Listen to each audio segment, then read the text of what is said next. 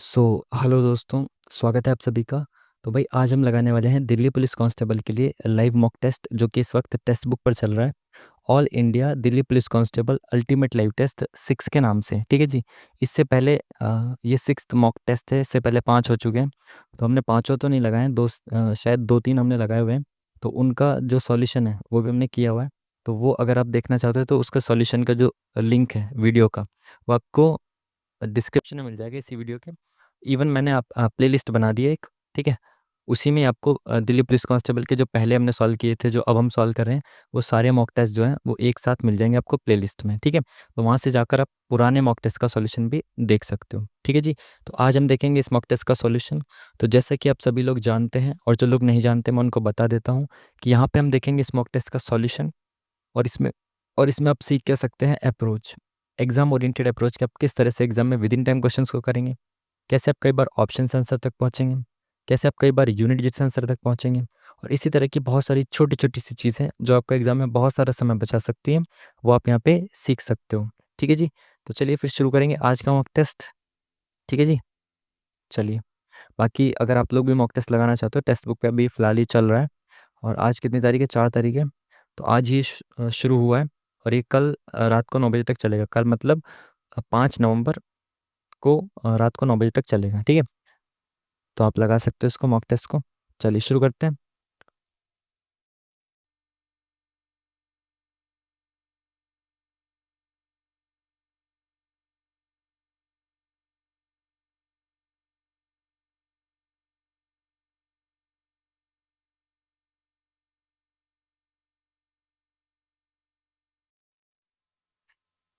चलिए, फाइनली शुरू हो गया, ठीक है। तो आप सबको पता है 4 सेक्शन होते हैं इसमें, है ना। ये 4 सेक्शन दिए हुए हैं। तो आप अपनी सहूलियत के हिसाब से, अपनी स्ट्रेटजी के हिसाब से, जो आपने डिसाइड कर रखा है, जिस हिसाब से आप मॉक टेस्ट लगाते हुए आए हैं, उस हिसाब से आप इनको अटेम्प्ट कर सकते हो, ठीक है। बाकी 90 मिनट का टाइम बहुत होता है। तो उसमें आप जिस मर्जी सेक्शन को पहले अटेम्प्ट करिए, टाइम आपके पास सफिशिएंट रहेगा, ठीक है। बाकी अगर मेरी बात करें तो मैं सबसे पहले क्या करता हूँ, जीके जीएस को ख़त्म करता हूँ, ठीक है। उसके बाद रीजनिंग को ख़त्म करूँगा, उसके बाद मैथ्स को, और जीके जीएस के साथ ही मैं कंप्यूटर के भी जो 10 क्वेश्चन है वो, या फिर इसको एंड में देख लेंगे। बट इस एग्ज़ाम में आपको ऐसे देखने की ज़रूरत है नहीं। जो सेक्शन पहले दिख रहा है वहाँ से मैं शुरुआत करूँगा। मतलब आप लोग तो अपनी स्ट्रेटेजी के हिसाब से चलना, मैं यहाँ से शुरुआत से ही लेके चलता हूँ। जो भी सेक्शन आता रहेगा उसको हम अटेम्प्ट करते रहेंगे, ठीक है। तो पहला सेक्शन हमारा किसका है? जनरल अवेयरनेस, जीके जीए का, ठीक है। तो इसको सॉल्व करते हुए चलेंगे। मैं आपको क्वेश्चन हिंदी इंग्लिश दोनों में दिखा दूंगा, ठीक है। मेनली हम इसका सॉल्यूशन देखेंगे इंग्लिश हिंदी में, ठीक है। चलिए, एशिया कप 2022 को संयुक्त अरब अमीरात में किस देश से स्थानांतरित किया गया था? यूएई में किस देश से स्थानांतरित किया गया था एशिया कप 2022 को? अभी वाला जो एशिया कप हुआ था, आई थिंक वो पाकिस्तान में था। तो वो पाकिस्तान से इधर आया था। इससे पहले कहाँ हुआ होगा? 2022 में। करंट अफेयर क्वेश्चन है। और यार, क्रिकेट तो हम फॉलो भी करते रहते हैं, बट ये तो याद नहीं है। तो किसके साथ जाते हैं? अभी हुआ था ना पाकिस्तान में, तो इससे पहले तो पाकिस्तान में नहीं हुआ होगा, है ना। तो शायद बांग्लादेश में हुआ हो, I am not sure. But यार, तुक्का भी क्यों ही लगाना, अभी बाद में देखते हैं ना। नेक्स्ट क्वेश्चन, पहले ये देखेंगे कि जो हमें आते हैं, ठीक है। चलिए नेक्स्ट क्वेश्चन।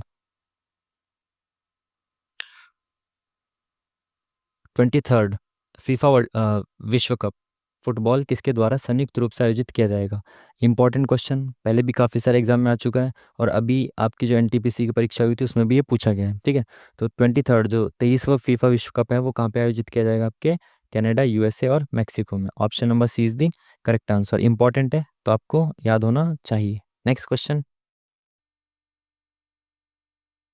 अब ब्यूनस आयर्स में आयोजित आईएसएसएफ विश्व कप 2025 में भारत ने कितने पदक जीते? अगेन करंट अफेयर का क्वेश्चन है। अगर आप लोग अच्छे से फॉलो कर रहे हो करंट अफेयर को तो कर पाओगे, बाकी मैं तो करंट अफेयर बिल्कुल नहीं कर पा रहा हूँ, इसलिए स्किप करूंगा उसे अभी, ठीक है। नेक्स्ट क्वेश्चन देखेंगे। डॉक्टर भीमराव अंबेडकर की जयंती के उपलक्ष्य में आयोजित दलित चेतना कार्यक्रम किस संगठन ने आयोजित किया था? भीमराव अंबेडकर की जयंती के उपलक्ष्य में दलित चेतना कार्यक्रम किस संगठन ने आयोजित किया था? नाट्य विद्यालय, संस्कृति मंत्रालय, साहित्य अकादमी और इंदिरा गांधी राष्ट्रीय कला केंद्र।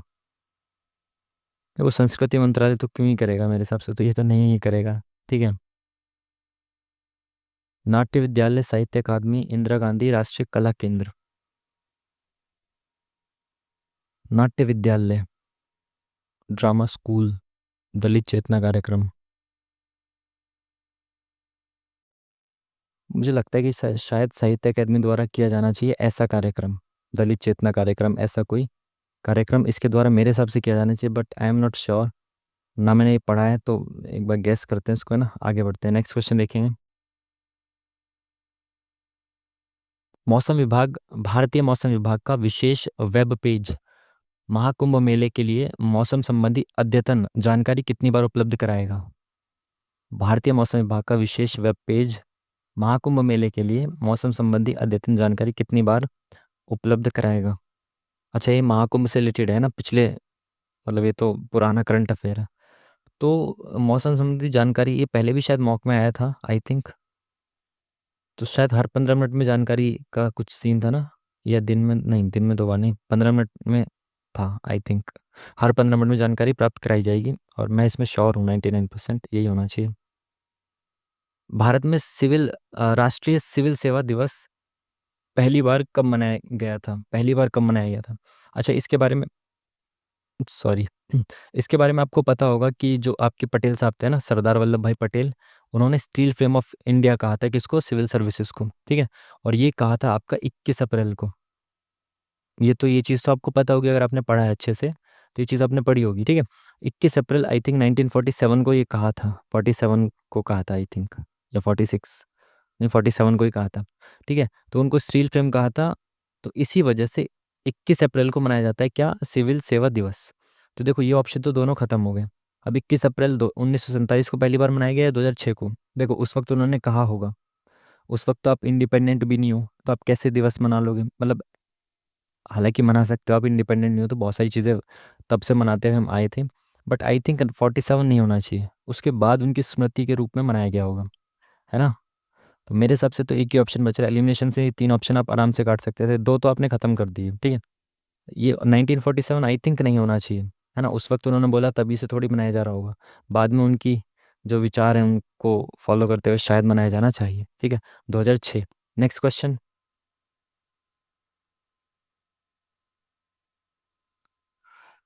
भारत के प्रधानमंत्री मोदी के किस योगदान के लिए उन्हें honorary order of freedom of Barbados से सम्मानित किया गया? कितने अवार्ड्स मिल रहे हैं यार मोदी जी को। भारत में राजनीतिक नेतृत्व, अच्छा, मोदी जी के किस योगदान के लिए उन्हें अवार्ड दिया? ठीक है। भारत में राजनीतिक नेतृत्व, कोविड-19 महामारी के दौरान रणनीतिक नेतृत्व और महत्वपूर्ण सहायता, व्यापार और आर्थिक विकास, पर्यावरणीय पहल। Honorary award of freedom of Barbados. Bharat में राजनीतिक नेतृत्व,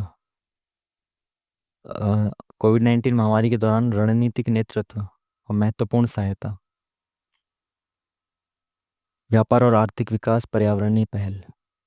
भाई उनके नेतृत्व के लिए आई थिंक दिया हो शायद, I am not sure, but option से तो शायद ये होना चाहिए। Next question.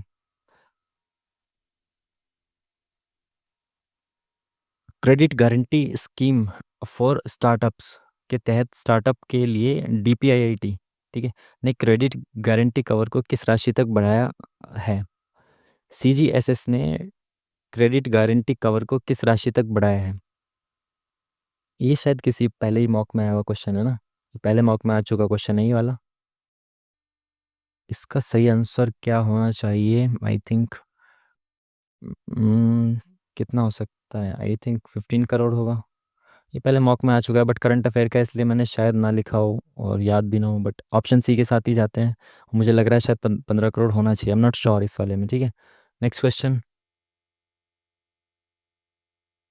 पवित्र शास्त्र वर्ल्ड त्रिपिटक, वर्ल्ड त्रिपिटक सज्जया ध्वन्यात्मक संस्करण प्रधानमंत्री नरेंद्र मोदी को किसने भेंट किया? मोदी जी के बहुत सारे क्वेश्चंस आते हुए। राजा भूमिबोल अदुल्यादेज, पेटोन गठ, क्या क्या नाम है यार, शिनावात्रा, रानी सिरिकिट, भगवान बुद्ध, ओ माय गॉड, भगवान बुद्ध खुद आ गए इन्हें पुरस्कार देने। Oh my God. प्रधानमंत्री नरेंद्र मोदी को किसने भेंट किया? भगवान बुद्ध ऑप्शन में है। वाह। हम्म, बहुत बढ़िया जी। मोदी जी ने भगवान को मजबूर कर दिया कि वो आज वही अब धरती पे आके बचाएं धरती को उनसे। सॉरी, मतलब पुरस्कार दें उनको। तो भाई आई एम नॉट, क्या इसमें श्योर, इसमें तो पता ही नहीं है कुछ यार। नेक्स्ट क्वेश्चन देखते हैं चलो। कौन सा गांव त्रिपुरा का पहला हरित गांव बन गया है? त्रिपुरा का पहला हरित गांव कौन सा गांव बना है? उदयपुर नहीं हो सकता त्रिपुरा में। अगरतला त्रिपुरा में है। मोहनपुर त्रिपुरा में है क्या? रंगचर्रा। अगरतला मेरे को त्रिपुरा का लग रहा है, तो शायद ये हो, आई एम नॉट श्योर। जाते हैं इसके साथ, देखते हैं भाई क्या होता है। Next question. अगस्त 2024 में बायोकेमिस्ट गोविंद राजन पद्मनाभन को निम्नलिखित में से किस पुरस्कार से सम्मानित किया गया था? अगेन यार ये मैं दो तीन मॉक लगा रहा हूँ, तो मतलब दो, शायद ये तीसरा या चौथा मौका है लगातार दिल्ली पुलिस का। तो एक चीज़ तो हो रही है इनमें, शुरू के ना 10 से 12 क्वेश्चन तो ऐसे आएंगे आपको, मतलब करंट अफेयर के लगातार दे रहे हैं, मतलब पैटर्न भी चेंज नहीं कर रहे हैं, लगातार शुरू के आपको क्या कर रहे हैं, डराएंगे क्वेश्चंस को, मतलब करंट अफेयर के देख के उल्टे सीधे क्वेश्चंस, मतलब टफ टफ क्वेश्चन देख के।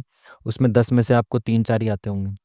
ठीक है, उसके बाद आसान आसान क्वेश्चन आते हैं, तो ये तो चीज़ इनका पैटर्न देख रहा हूँ मैं पिछले 2 3 मॉक से। तो अगेन ये करंट अफेयर क्वेश्चन है, नो आइडिया, आगे बढ़ते हैं। Next question.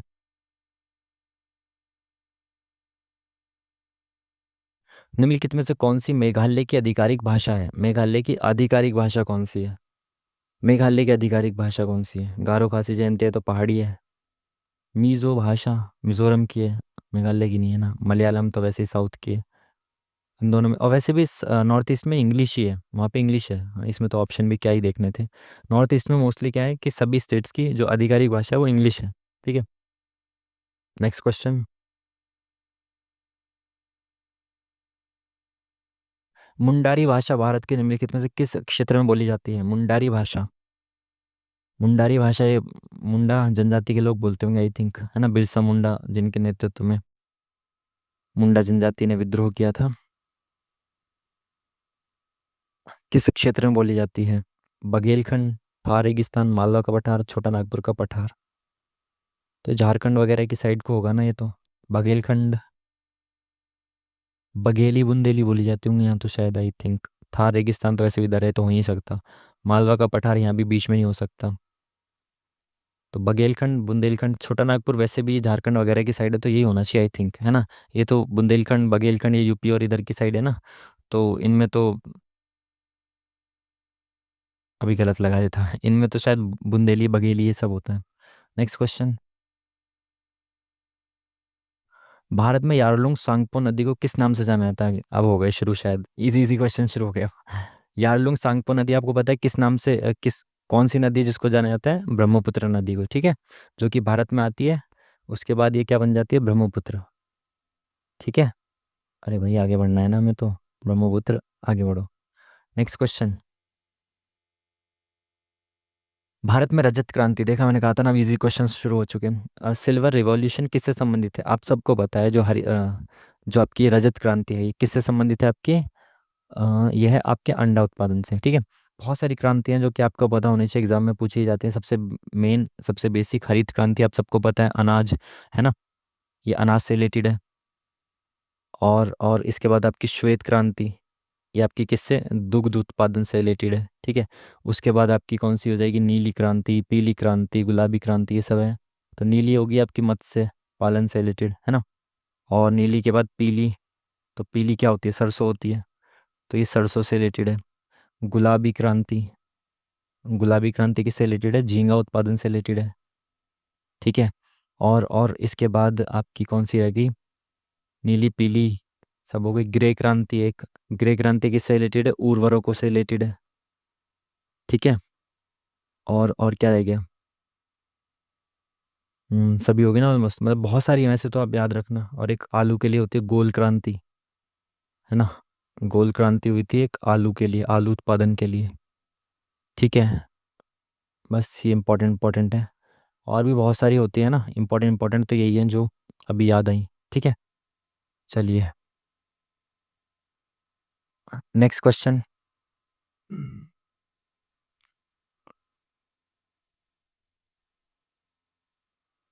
निम्नलिखित में से किस फसल को गोल्डन फाइबर के नाम से जाना जाता है? आप सबको पता है जो जूट है, जूट को क्या जाना जाता है? सुनहरा रेशा। ठीक है, पश्चिम बंगाल में सबसे ज़्यादा इसका उत्पादन होता है भारत के। ठीक है, आसान सा क्वेश्चन, इंपॉर्टेंट क्वेश्चन, पता होना चाहिए।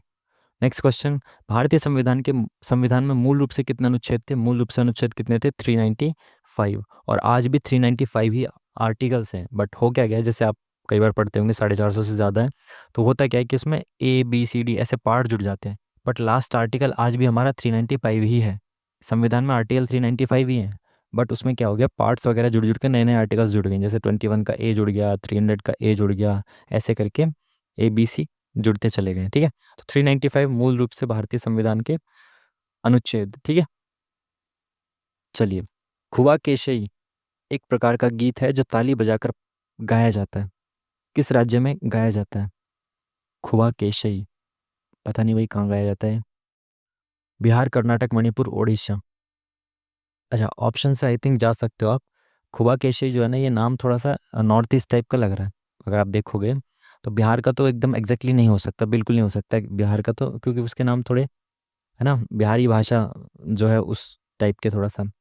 कर्नाटक के साउथ जैसा मुझे नहीं लग रहा है। उड़ीसा में भी मेरे हिसाब से एक ही ऑप्शन है जो नॉर्थ ईस्ट का, इसके साथ हम जा सकते हैं, है ना, हो सकता है गलत हो, बट अगर आपको ऑप्शन के साथ जाना है तो इसके साथ ही मेरे हिसाब से जा सकते हो आप, नाम के हिसाब से तो। ठीक है, नेक्स्ट क्वेश्चन,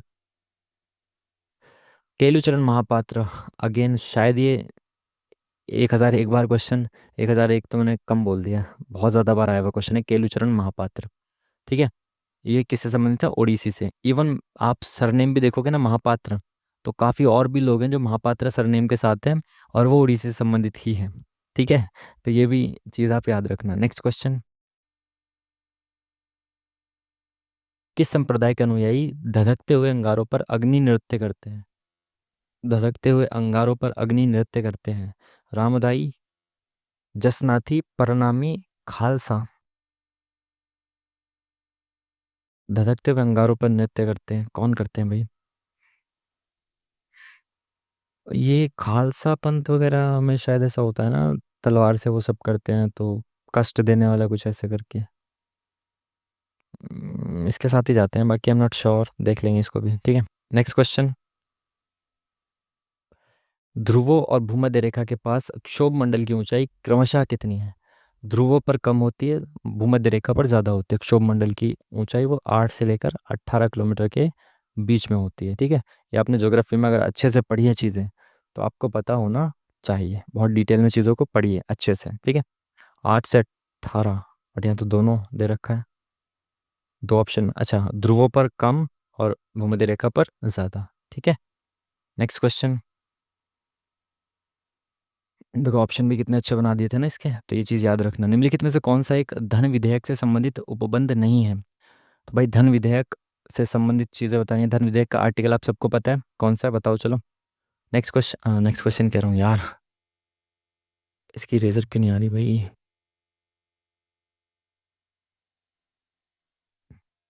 चलिए, किसी कर का अधिरोपण, उन्मूलन, छूट, परिवर्तन या विनियमन के लिए, बिल्कुल सही बात है, टैक्स वगैरह लगाना, हटाना, ये सब चीज़ें किसके द्वारा की जाती है? धन विधेयक के द्वारा की जाती है। ठीक है, बोला है कि कौन सा संबंधित नहीं है। भारत की संचित निधि से धन निकालना हो, जमा करना हो, कोई सी भी, तो ये तो ज़रूर से ज़रूर इसके लिए तो धन विधेयक ही चाहिए होता है। स्थानीय प्रयोजन के लिए किसी स्थानीय प्राधिकारी द्वारा अर्थदंड का अधिरोपण, बहुत छोटी सी चीज़ के लिए इसके लिए धन विधेयक नहीं लाया जाता। भारत की संचित निधि से रिलेटेड कोई भी चीज़ होगी उसके लिए धन विधेयक लाना पड़ेगा। ठीक है, तो ये थर्ड ऑप्शन आप सबको पता, ऑप्शन के हिसाब से आप बहुत इजीली जा सकते थे थर्ड ऑप्शन के साथ। ठीक है, अगर आपने चीज़ों को थोड़ा भी अच्छे से पढ़ा है तो। हीराकुंड बांध, अगेन देखो कितने इंपॉर्टेंट और कितना आसान क्वेश्चन है। हीराकुंड बांध कहाँ पर है? महानदी पर है। ठीक है, चलिए नेक्स्ट क्वेश्चन,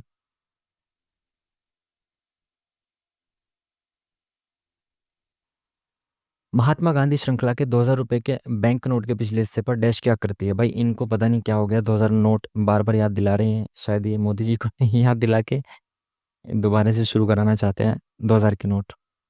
ठीक है, और 2000 का नोट कम बैक करेगा चिप के साथ इस बार। ठीक है, तो ये शायद मैं तीसरा चौथा मॉक लगा रहा हूँ, आई थिंक हर मॉक में आया ये सवाल, हर मॉक में सेम क्वेश्चन आया, सेम। इवन नोट भी चेंज नहीं कर रहे कि भाई अब 100 के 200 के नोट पे पूछ ले, नहीं, नोट भी सेम 2000 का ही है। तो भाई 2000 के नोट पे क्या है? मंगलयान है, रानी की बावली है आपकी 100 रुपये के नोट पर, और ये कोणार्क का सूर्य मंदिर जो है वो 10 रुपये के नोट पर है, और लाल किला अपने फेवरेट नोट 500 रुपये के नोट पर है। ठीक है, चलो भाई नेक्स्ट क्वेश्चन।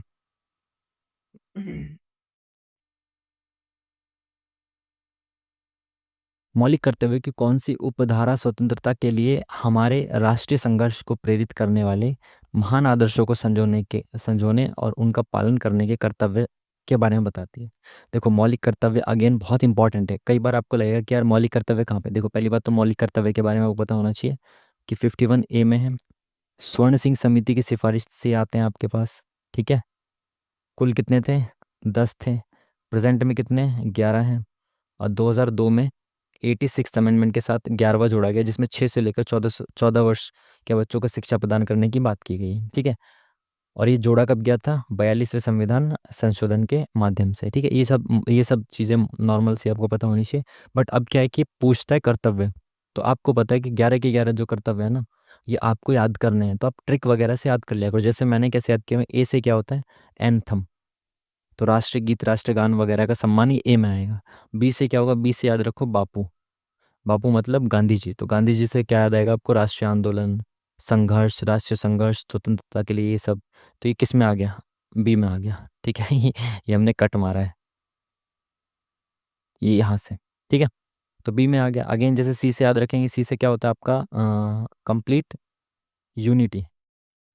आप अपने हिसाब से कोई ट्रिक यूट्यूब से सर्च कर लो, कोई भी ट्रिक बना लो, तो इसमें क्या है, एकता की भावना की बात आ जाती है, यूनिटी की बात आ जाती है। डी से क्या? डिफेंस, तो डिफेंस का मतलब क्या आता है यहाँ पे? रक्षा की बात आ जाती है।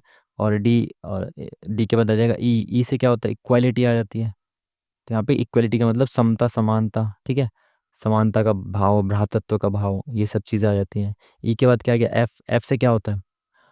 एफ से क्या होगा आपका? C D E F. F से होगा fancy culture. Fancy culture, fancy culture मतलब सामूहिक संस्कृति। ठीक है, एफ हो गया। उसके बाद आप अगर देखें तो जी। जी से क्या होता है? जी से होता है ग्रीन।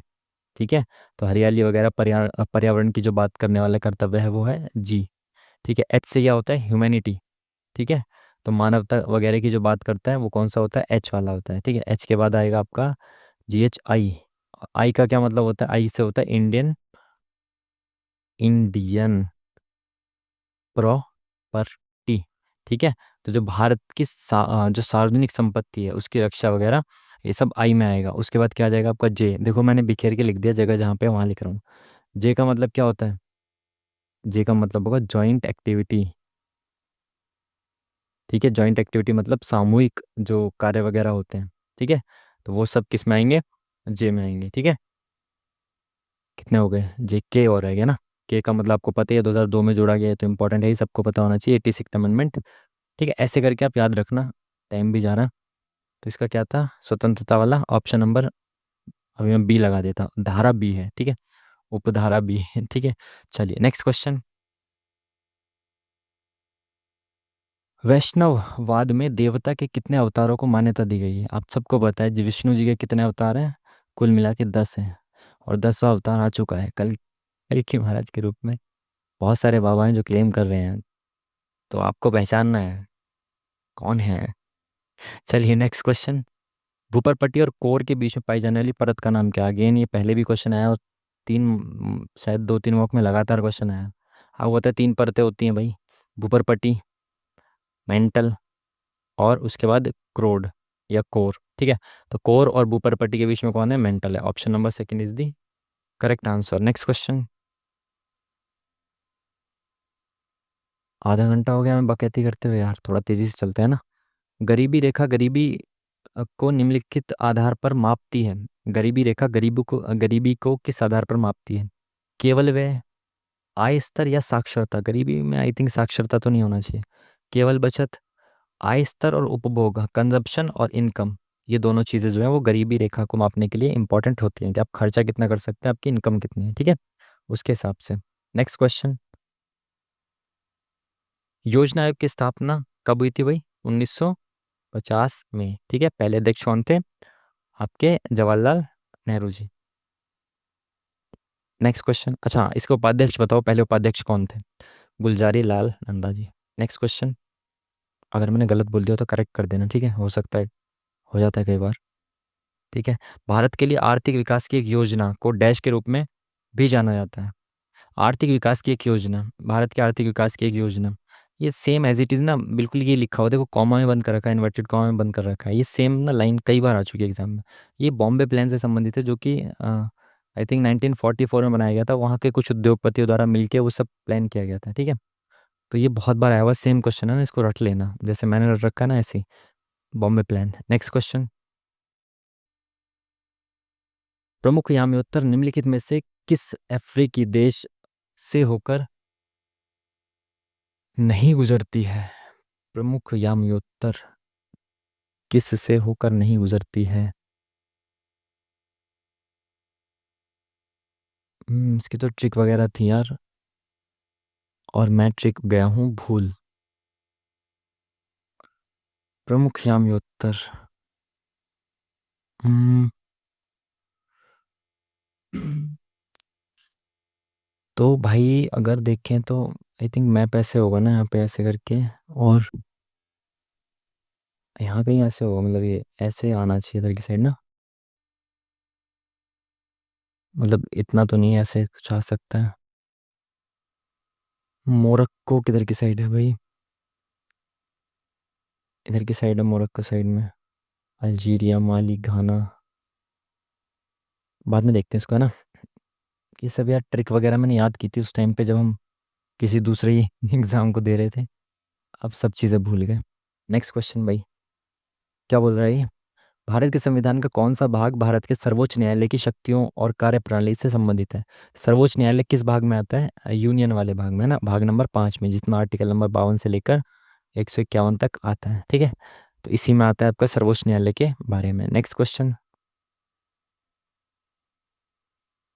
वर्तमान में निम्नलिखित में से कौन सा देश भारत की शुल्क मुक्त टैरिफ वरीयता योजना का लाभार्थी नहीं है, जिसके साथ हमारा टैरिफ, फ्री टैरिफ जो प्रायोरिटी है, उसमें नहीं आता है? Rwanda, Ecuador, Myanmar, Angola. I think ये जो छोटे छोटे देश हैं तो होने चाहिए, अंगोला और रवांडा, ऐसे ऐसे कुछ छोटे देश, इनके साथ तो हमारे अच्छे संबंध होने ही चाहिए। इक्वाडोर और म्यांमार, इक्वाडोर और म्यांमार। म्यांमार तो हमारा क्योंकि पड़ोसी देश है, तो आई थिंक ये भी होना चाहिए, पास के पड़ोसी देश, और हमारे उसके साथ कुछ गलत संबंध, गलत मतलब कुछ ऐसे विवाद या फिर शत्रुतापूर्ण संबंध तो नहीं है, तो एक ही ऑप्शन मेरे हिसाब से ये बचना चाहिए, इक्वाडोर। ये तो मेन कंट्री है, छोटी है भी नहीं, तो इस हिसाब से तो भाई इसके साथ ही जा सकते हैं, बाकी गलत होने के पूरे पूरे चांसेस हैं, देख लेंगे, है ना। Next question. जीवाणुओं में किस प्रकार का अनुकूलन देखा जाता है जब वे विभिन्न प्रकार की मोटी भित्ति वाले बीजाणु बनाते हैं? जीवाणुओं में किस प्रकार का अनुकूलन देखा जाता है जब वे विभिन्न प्रकार की मोटी भित्ति वाले बीजाणु बनाते हैं? नहीं पता भाई, आगे बढ़ते हैं, नेक्स्ट क्वेश्चन देखते हैं।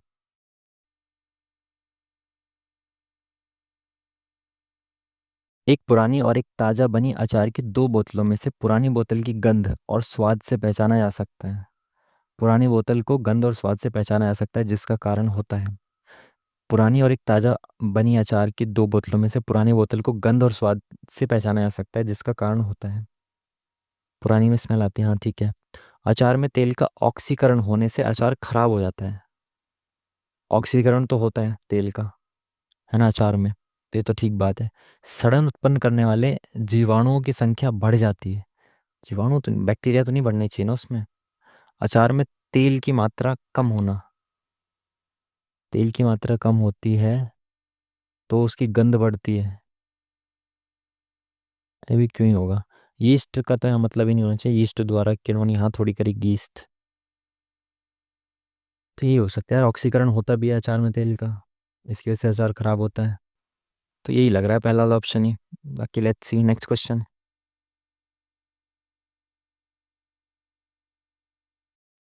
क्या बोला भाई? आँख का आकार कैसा होता है? आँख का आकार कैसा होता है? आँख तो गोल होती है ना ऐसे करके, यहाँ पे ये मेन ये है। अच्छा अच्छा, ये सोच रहे हैं हम इनको ऐसे ही बताएंगे आँख। ऐसी आँख नहीं होती है भाई, ये है गोलाकार। ठीक है, नेक्स्ट क्वेश्चन। गैसें विशेषतः ऑक्सीजन और कार्बन डाइऑक्साइड जलीय जीवों और पौधों के जीवित रहने के लिए आवश्यक हैं। वायुमंडल से गैसें जलीय जीवों और पौधों तक किस माध्यम से पहुंचती हैं? ये भी शायद सेम अभी आया था पिछले किसी एक मॉक में। विसरण की परिभाषा यही होती है कि वायुमंडल से गैसों का जलीय जीवों और पौधों तक पहुंचना विसरण कहलाता है। ठीक है, आसान सा तो मेरे लिए तो नहीं था, मैंने रट्टे मारा है क्योंकि PYQ में आए हुए हैं काफ़ी बार। साइंस क्योंकि ज़्यादा अच्छी है। निम्नलिखित में से कौन सा कठोर सरंध्र और काला पदार्थ है और कार्बन का लगभग शुद्ध रूप है? लगभग शुद्ध रूप। तो हीरा तो नहीं दे रखा शुद्ध है, तो शुद्ध में हीरा तो है ही नहीं। इनमें से कौन सा शुद्ध रूप है? कोक, बिटुमेन, कोलतार, कोयला गैस। नो आइडिया इसका भी। का तुक्का मार देते हैं, चलो सी के साथ चल देते हैं ना, कई बार ठीक भी हो जाते हैं। Next question. गोलीय दर्पण द्वारा उत्पन्न आवर्धन किसके बराबर होता है? गोलीय दर्पण द्वारा उत्पन्न आवर्धन किसके बराबर होता है? किसी प्रतिबिंब की ऊंचाई डैश किसी वस्तु की ऊंचाई। ये क्या है भाई? किसी प्रतिबिंब की ऊंचाई अपॉन में किसी वस्तु की ऊंचाई, किसी वस्तु की ऊंचाई डैश किसी प्रतिबिंब की ऊंचाई, किसी वस्तु की ऊंचाई अपॉन में किसी प्रतिबिंब की ऊंचाई। अच्छा, रहेंगे तो ये दोनों चीज़ें ही, बट कौन किसके ऊपर आएगा नीचे आएगा ये बताना है आपको। प्रतिबिंब की ऊंचाई अपॉन में वस्तु की ऊंचाई, या फिर ये तो नहीं होना चाहिए। डैश का क्या मतलब है यार, इन दोनों में से एक होना चाहिए ना। किसी वस्तु की ऊंचाई अपॉन में प्रतिबिंब की ऊंचाई। आवर्धन किसके बराबर होता है? किसी प्रतिबिंब की ऊंचाई। अब यार वैसे भी 1 घंटा ही रह गया यार, जल्दी बढ़ना पड़ेगा हमें। वस्तु की ऊंचाई पहले होनी चाहिए आई थिंक, अब देख लेंगे इसको, है ना। चलिए नेक्स्ट क्वेश्चन। फ्री स्टाइल कुश्ती में निम्नलिखित में से किस स्थिति में पहलवान को 3 अंक दिए जाते हैं? ये पहले भी रिपीट हो चुका क्वेश्चन सेम, उस वक्त मैंने गलत किया था क्योंकि इसका ऑप्शन अजीब से थे और ऑप्शन भी सेम ही थे। बहुत ऊंचाई से फेंकने से अधिक जमीन से दूर प्रतिद्वंदी का संपर्क होना, प्रतिद्वंदी को खतरे में डालना नहीं, तत्काल खतरे में डालना, ये वाला था ऑप्शन इसका सही आंसर। ठीक है, बिल्कुल उसको एकदम से डेंजर में डाल देना। ठीक है, नेक्स्ट क्वेश्चन। फुटबॉल में एक सीधा डैश तब दिया जाता है जब कोई खिलाड़ी विरोधी खिलाड़ी के खिलाफ निम्नलिखित में से कोई भी अपराध लापरवाही लापरवाही या अत्यधिक बल प्रयोग से करता है, जैसा कि रेफरी द्वारा माना जाता है। तो सीधा क्या दिया जाएगा उसके बाद? Head kick, court kick, free kick दी जाती है ना, ऐसा कुछ किया जाएगा तो। चलिए अरे भाई क्या लगा दिया मैंने, फ्री किक। Next question. कुछ ज़्यादा समय हो गया भाई इसमें तो हमें, खैर बहुत टाइम है। श्रीमती कुमकुम मोहंती एक विश्व प्रसिद्ध ओडिसी नृत्यांगना है। उन्हें किस वर्ष पद्मश्री पुरस्कार से सम्मानित किया गया था? ये नहीं पता भाई, फैक्चुअल क्वेश्चन बिल्कुल भी। Next question. क्रिकेट में चपाती शॉट, ये तो आपने क्वेश्चन में भी देखा होगा पहले, और अगर आपने सुना हो तो हमारे जो रवि शास्त्री जी हैं, इनका ट्रेडमार्क शॉट था ये, चपाती शॉट। ठीक है, चलो नेक्स्ट क्वेश्चन। भारतीय परमाणु कार्यक्रम के जनक के रूप में किसे जाना जाता है? भारतीय परमाणु कार्यक्रम के जनक कौन है भाई? होमी जहांगीर भाभा जी। ये तो इंपॉर्टेंट क्वेश्चन है, आसान है। विक्रम साराभाई किसके अपने स्पेस के जनक है ना, अंतरिक्ष विज्ञान वगैरह के। Next question. भारतीय संविधान में समानता के अधिकार के बारे में निम्नलिखित कथनों पर विचार कीजिए। ठीक है, कौन सा गलत है ये बताना है आपको। 14 कानून के समक्ष सभी समान है, बिल्कुल सही है। 16 सार्वजनिक रोजगार में अवसर की समानता, ठीक है। 17 अस्पृश्यता निषिद्ध, ठीक है। 19 स्वतंत्रता का अधिकार होता है। उपाधियों का उन्मूलन जो होता है वो आर्टिकल 18 में होता है, तो ये अलग गलत है। Option number only fourth, option number D is the correct answer. Next question. इनमें से किसकी स्थापना भारत में श्वेत क्रांति से संबंधित है? श्वेत क्रांति के वक्त किसकी स्थापना हुई थी? अमूल की। आनंद मिल्क यूनियन लिमिटेड, 1965-70 के दशक में ये सब चीज़ें शुरू हुई थी। ठीक है, डेयरी बोर्ड की भी स्थापना की गई थी, वो सब चीज़ें हुई थी, तो आप सबको पता होगा। Next question. किस राज्य में भारत में सबसे अधिक पवन ऊर्जा का उत्पादन किया जाता है? तो पवन ऊर्जा सबसे अधिक उत्पादन कहाँ पे की जाती है? अपने साउथ के लास्ट वाले में, किसमें? तमिलनाडु में। ठीक है, ये भी काफ़ी बार पूछा जा चुका है और जनरल सा क्वेश्चन है, पता आपको होना चाहिए। अरे कहाँ चला गया भाई? नेक्स्ट क्वेश्चन, तमिलनाडु, ठीक है। मातृ देवी की पूजा का संबंध किससे था? आर्य सभ्यता, भूमध्य सागरीय सभ्यता, सिंधु घाटी, उत्तर वैदिक।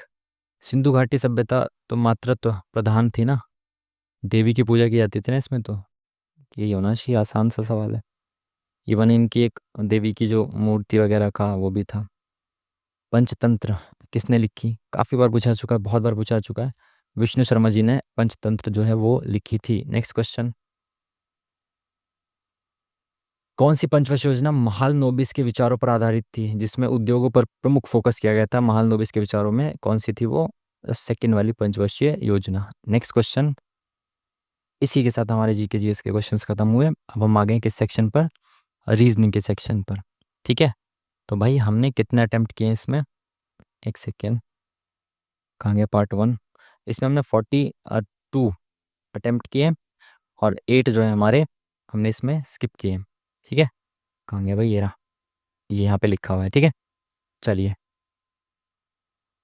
हम्म, कहाँ पे जाना था हमें? एक सेकेंड, सेकेंड वाले पे, ठीक है। चलो, ये ये तो ऐसे क्वेश्चंस में आपको पता है क्या करना है। आपको फर्स्ट से फर्स्ट का लिंक और फिर फर्स्ट से लास्ट का लिंक ऐसे चेक करना है आपको, ठीक है। तो पहले फर्स्ट से फर्स्ट का चेक करिए। एफ से ओ, तो एफ होता है 6, ओ होता है 15, तो +9 हो सकता है, ठीक है। ओ से क्यू, ओ पी क्यू +2। सी से एल, सी होता है 3 और के एल 12 होता है +9, बिल्कुल सही, दिख गया आपको लिंक। और यू वी डब्ल्यू +2। और एस से बी, तो एस कितना होता है? 19, 19 में 9 जोड़ना है, तो 19 और 8, 19 और 7 26, 19 और 7 26, और 2 7 और 2 9, बी आ जाएगा, बिल्कुल ठीक। पहले 9 फिर 2 फिर 9 फिर 2, ऐसे करके चल रहा है। तो पहले 9 प्लस करेंगे किस में? एम होता है 13, 13 में 9 प्लस करेंगे कितना आ जाएगा? 22 आ जाएगा। तो टी यू वी, वी आएगा, ये खत्म, ठीक है। उसके बाद 2 प्लस करेंगे आई जे के, आई जे के आएगा, ये ऑप्शन खत्म। उसके बाद देखो डब्ल्यू ही आएगा, तो चेक ये मत करो, फिर +2 करना है ना, ओ पी क्यू, तो ये ऑप्शन खत्म, ठीक है। एन में +9 करोगे भाई, डब्ल्यू ही आएगा, दोनों ऑप्शन में सेम है। उसके बाद ओ में +2 करेंगे कितना? ओ पी क्यू, तो option number 1 is the correct answer, ठीक है। इस तरह से आपको क्वेश्चन को करना है। नेक्स्ट क्वेश्चन, यहाँ पे क्या आएगा? क्वेश्चन मार्क पे ये बताना है इसके संबंध के आधार पर। तो भाई देखो, सबसे पहले इसमें आपको क्या करना होता है, ये देखना है सबसे पहले, तो इनको मिला के देख लो आप। 4 3 7 और 2 9, 9 और 3 12, 9 और 2 11, 4 15, 15 और 3 18 है क्या कहीं? नहीं। और क्या हो सकता है? इसका मल्टीपल चेक कर सकते हो आप, इसमें मल्टीपल चेक करिए। 12 एकम 12 दूनी 24, 12 दूनी 24। अगर इसमें 6 में जोड़ देता तो इसमें इंटू 20 हो सकता था, है ना। और अगर मैं इसमें 6 जोड़ दूँ तो इंटू 20 हो जाएगा यहाँ पे आके किसी में। अगर मैं इसमें इंटू 6 जोड़ दूँ तो ये 435 हो जाएगा। तो 20 से मल्टीप्लाई करने पे तो नहीं आएगा। 12 में मैंने 20 से ही क्यों मल्टीप्लाई की?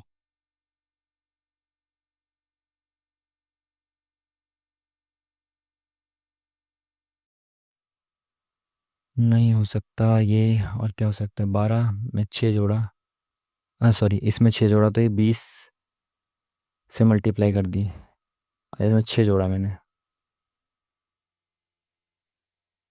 ऐसे भी हो सकता है कि 12 का आधा मैंने इसमें जोड़ा हो 6, तो यहाँ पे ऐसा जोड़ूं, इनमें से किसी का आधा जोड़ूं कि उसमें भी 20 से मल्टीप्लाई करने पे ही आ जाए, है ना। एक बार चेक करें।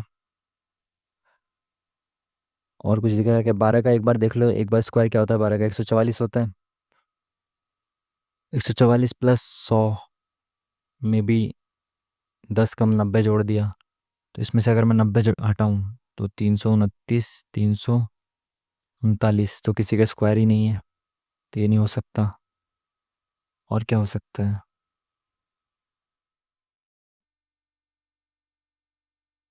ऐसे करके देखते हैं एक बार, है ना। इसमें क्या किया, अगर मैं 12 से मल्टीप्लाई इसमें 20 की करता हूँ, एक बार इसको ऐसे मिटा के देख लेते हैं अच्छे से। मैंने कहा कि अगर मैं इसमें 6 जोड़ रहा हूँ तो 12 की मल्टीप्लाई 20 से करूँ तो ये आ जा रहा है, ठीक है। और 6 में इसमें क्यों जोड़ रहा हूँ? जब मैंने इसमें 6 जोड़ के देखा तो 20 का मल्टीपल तो नहीं आ रहा था, तो मैंने देखा कि यहाँ पे 12 है, तो 12 का आधा जोड़ रहा हूँ 6, तो यहाँ पे जो भी होगा उसका आधा जोड़ूंगा, फिर मल्टीप्लाई 20 से करके देखूंगा। जैसे 19 है, 19 का आधा हो सकता है कि नहीं? 20 है, यहाँ मैंने अगर 20 रखा, 20 का आधा 10 जोड़ दिया इसमें, तो 400 बन पाएगा क्या? नहीं, ये भी नहीं बन सकता। अगर मैंने यहाँ पे 22 रख दिया, 22 का आधा 11 जोड़ दिया इसमें, तो कितना जोड़ना? 10 4 44। अब मैं इसमें 20 से मल्टीप्लाई करूंगा तो आ जाएगा ना? बिल्कुल सही। लो, हो गया सवाल। पर इसमें टाइम काफ़ी लग गया ना। अच्छा क्वेश्चन था ये। इसने क्या किया, जो यहाँ पे लिखा हुआ है ना, उसका आधा इसमें जोड़ दिया और इंटू 20 करा तो ये सेम आ रहा है। यहाँ पे हमने 22 लिखा, 22 का आधा इसमें जोड़ा तो इंटू 20 किया तो वही आ रहा था जो जोड़ने के बाद आया 11। ठीक है। तो अच्छा क्वेश्चन था ये, काफ़ी अच्छा क्वेश्चन था। Next question. क्या बोल रहा है? भिन्न का चयन करना है, ऑड वन आउट छांटना है। अभी तक ये सिंपल देता था, अब इसने रेशियो में दे दिया, तो कुछ नहीं करना, बिल्कुल पहले से पहले का चेक करते रहो लिंक सब में। ठीक है। ऐसा नहीं कि सब में चेक करो एक एक करके, ऐसे सारा चेक करो, नहीं। सीधा पहले पहले का, जैसे RST+2, EC तो +2 तो नहीं हो रहा, MNO+2, WXY+2, सब में +2 है पहले में, इसमें +2 नहीं है, तो ये ऑड वन आउट हो गया, खत्म काम। है ना भाई? अरे भाई, ये क्या हो गया?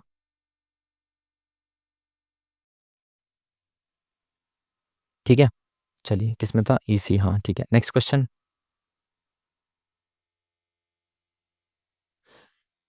विषम को चुनना है इसमें से, है ना? ऑड वन आउट छांटना है इसमें आपको। तो देखो भाई, इसमें 9 8 6 5 4 3, तो डाउन चल रहा है मामला, तो एक बार माइनस कर करके देख लो। इसमें 947, 811, 6 3 1, 136 बचा। ठीक है, इसमें से घटा के देखेंगे किसको? 811 में से घटाएंगे आप 661 को। 661 को 0, 6 5 11, 150। 150 माइनस कर दिया। इसमें देखें इधर, तो 661 में से क्या घटाना? 547, तो 11 में 7 गया 4, 114। ठीक है। इसमें घटा के देखें भाई, कितना घटाना है? 419। 9 8 17, 3 में से एक गया 2, 128। ठीक है। इसमें 419 में से 351 गए, 9 में से गया 8, 6 5 11, तो 68 बचा है ना? ठीक है।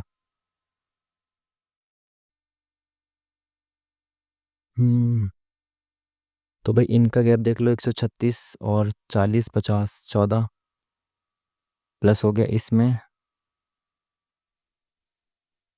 माइनस कुछ हो रहा है क्या? -36 हो गया इसमें। इसमें +14 हो गया। इसमें -36 है क्या? 128 68, ये तो 36 नहीं हो सकता। अगर आप इसको ही ट्रेंड को देखें, अगर आप इसको देखें इसके हिसाब से, देखो यहाँ पे क्या हो रहा है, ये -14 हो रहा है, फिर यहाँ पे प्लस का कितना हो रहा है? सॉरी, प्लस का हो रहा है, नहीं तो प्लस का 14 हो रहा है, फिर माइनस का कितना हो रहा है? 36 हो रहा है ना? फिर यहाँ पे प्लस का 14 हो रहा है, अब यहाँ पे माइनस का 36 होना चाहिए था, लेकिन यहाँ तो माइनस के 36 होने के बाद क्या आएगा? जगह 2 12 92 आना चाहिए था प्लस, तो इसलिए नहीं आ रहा, तो ये वाला गलत होगा, लास्ट वाला। समझ पा रहे हो? जब आप इसका देखोगे सीक्वेंस बना के, तो इनका जो डिफरेंस है, पहले +14 इसमें ये कर रहा है, फिर इसमें -36, फिर +14, फिर -36 होना चाहिए, बट ये -36 ना होकर के 6 5 11 और 6 6 12 प्लस -60 कर रखा है इसमें। ठीक है, 36 होना चाहिए, जबकि तो लास्ट वाला जो है ये होना चाहिए। ठीक है। तो 3 1 3 5 1, option number B is the correct answer. Next question. चलिए, आई थिंक टाइम बहुत ज़्यादा मैंने जीएस में ले लिया यार। कितने आयत हैं ये बताना है आपको। ठीक है। अरे, ये देख लेना, यहाँ पे ये खुला हुआ है। ठीक है। अभी आप इसको पूरे को भी आयत मान लो। चलिए, तो एक ही आयत हो गया। अभी मत कहना कि ये वर्ग है, एक वर्ग एक आयत भी होता है। ठीक है, लेकिन एक आयत एक वर्ग नहीं होता। तो एक ये हो गया 2, एक ये पूरा 3। ठीक है। ये पूरा 4 5 6, उसके बाद एक ये 7, एक ये 8, और एक ये 9, और दिख रहा है क्या? नहीं। 1 2 3 ये पूरा, एक ये 4 5 6, एक ये वाला पूरा 7, एक ये 8। ठीक है। और एक ये 9। 9 ही दिख रहे हैं, और तो है ही नहीं। ऑप्शन नंबर 1 होना चाहिए। Next question. तेजी से चलते हैं ना थोड़ा सा। तेजी से क्या, वैसे भी बहुत टाइम है अभी तो। ए से अब तक अक्षर इस पे लिखे हुए हैं, ए के विपरीत कौन सा आएगा ये आपको बताना है। ठीक है। तो भाई ए से एफ तक लिखे हुए ए ही कॉमन है इसमें, ए यहाँ पे, ए भी यहाँ, ए ही यहाँ पर है। तो ए के अपोजिट कौन सा आएगा जो बच गया होगा? देखो A B C D E F, F तक लिखे हुए हैं अक्षर, तो ए से ए ही कॉमन है दोनों में, तो जो बचा हुआ होगा वही तो आएगा। देखो सी यहाँ पे लिखा जा चुका है, ये नहीं आ सकता। बी यहाँ ऑलरेडी है, नहीं आ सकता। ई यहाँ पे है क्या? नहीं, तो ई आएगा। एक बार ऊपर करके देख लो इसको। सी इसके साथ में कभी भी अपोजिट नहीं आ सकता, साथ वाला सी नहीं आ सकता, बी नहीं आ सकता, एफ भी नहीं आ सकता, तो ई ही आएगा। ठीक है, नेक्स्ट क्वेश्चन। इसमें कौन सी आकृति अंतर्निहित है ये आपको बताना है। तो ये वाली आकृति दिख रही है क्या कहीं आपको? देखो ये दिख रही है यहाँ पे ये, बट नीचे ये वाली नहीं दिख रही है। और कहीं दिख रहा है ऐसा कुछ? तो पहले वाली तो नहीं होगी, सेकंड वाली देखो भाई, ये आकृति देखने की कोशिश करो कहाँ पर है। ये कहीं दिख रहा है क्या बॉक्स ऐसा? ऐसा बॉक्स तो कहीं नहीं दिख रहा ना आपको, तो ये भी नहीं होनी चाहिए। ये देखो ये दिख रहा है कि कहीं आपको थर्ड वाला? ये रहे ना, इसमें बॉक्स इतने सारे, इसमें दिख रहा है क्या ये? हो सकता है ना ऐसे करके, तीन बॉक्स नीचे दो बॉक्स, ये दिख तो रहा है, थर्ड वाला होना चाहिए। एक बार फोर्थ वाले को और देख लो, ये हो सकता है कि इसमें कहीं ऐसे क्रॉस एक्स तो बन नहीं रहा ना इसमें कहीं पे भी, नहीं तो थर्ड वाला ही बिल्कुल करेक्ट है। ठीक है, नेक्स्ट क्वेश्चन। देखो ये वाला आपको मैंने पहले, अरे यार इसको इंग्लिश में क्यों कर रहा हूँ मैं। देखो पहले ऐसे मोड़ा, फिर इसको ऐसे मोड़ा, तो जिस जैसे जैसे ये खुलेगा ना वैसे वैसे ये मिरर इमेज बनाएगा। तो पहले भी एक बार ऐसे खुलेगा, तो आधे में देखो मिरर इमेज बन रही है क्या? ये same same as it is mirror image बननी चाहिए आधे में। तो ये मिरर इमेज है क्या यहाँ पे? ये नहीं है। ये है क्या मिरर इमेज? ठीक है, फिर इसकी उल्टी यहाँ पे भी मिरर इमेज बननी चाहिए ये पूरी। तो मिरर इमेज है क्या? बिल्कुल सेकंड वाला सही लग रहा है। बाकी एक बार और देख लेते हैं ऑप्शन। थर्ड वाले में मिरर इमेज है क्या? नहीं, मिरर इमेज नहीं है। इसमें मिरर इमेज है क्या? नहीं है, क्योंकि ये सामने सामने है बिल्कुल। ठीक है, तो सेकंड वाला ऑप्शन जो है वो आपका करेक्ट हो गया, मिरर इमेज देखनी है आपको, है ना। चलिए नेक्स्ट क्वेश्चन। दिए गए चित्र के जल प्रतिबिंब वाटर इमेज आपको बतानी है कहाँ, इसकी कौन सी वाली सही होगी। ठीक है, तो ये ऐसे देखो, जैसे ये ऐसे दिख रहा है, तो ऐसे तो ये नहीं होना चाहिए। वाटर इमेज क्या चेंज हो जाएगी ना, तो ऐसे ही इसमें सेम ऐसे दे रखा है, तो ये तो नहीं होना चाहिए। ये ऐसे दिख रहा है, ये होनी चाहिए क्या? बिल्कुल ऐसे हो सकता है। बाकी और ऑप्शंस देख लेते हैं एक बार।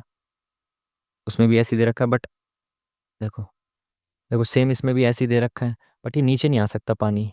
जब ये ऊपर ऐसे वाटर में यहाँ दिख रहा है, तो ऐसे ये यहाँ पे दिखेगा। ठीक है, यहाँ पे समझ पा रहे हो? ये जो है ये पानी सामने ही दिखेगा ना जस्ट वाटर में, तो ऊपर की साइड आना चाहिए पानी, जो कि ऑप्शन नंबर सेकंड में दिख रहा है। Next question.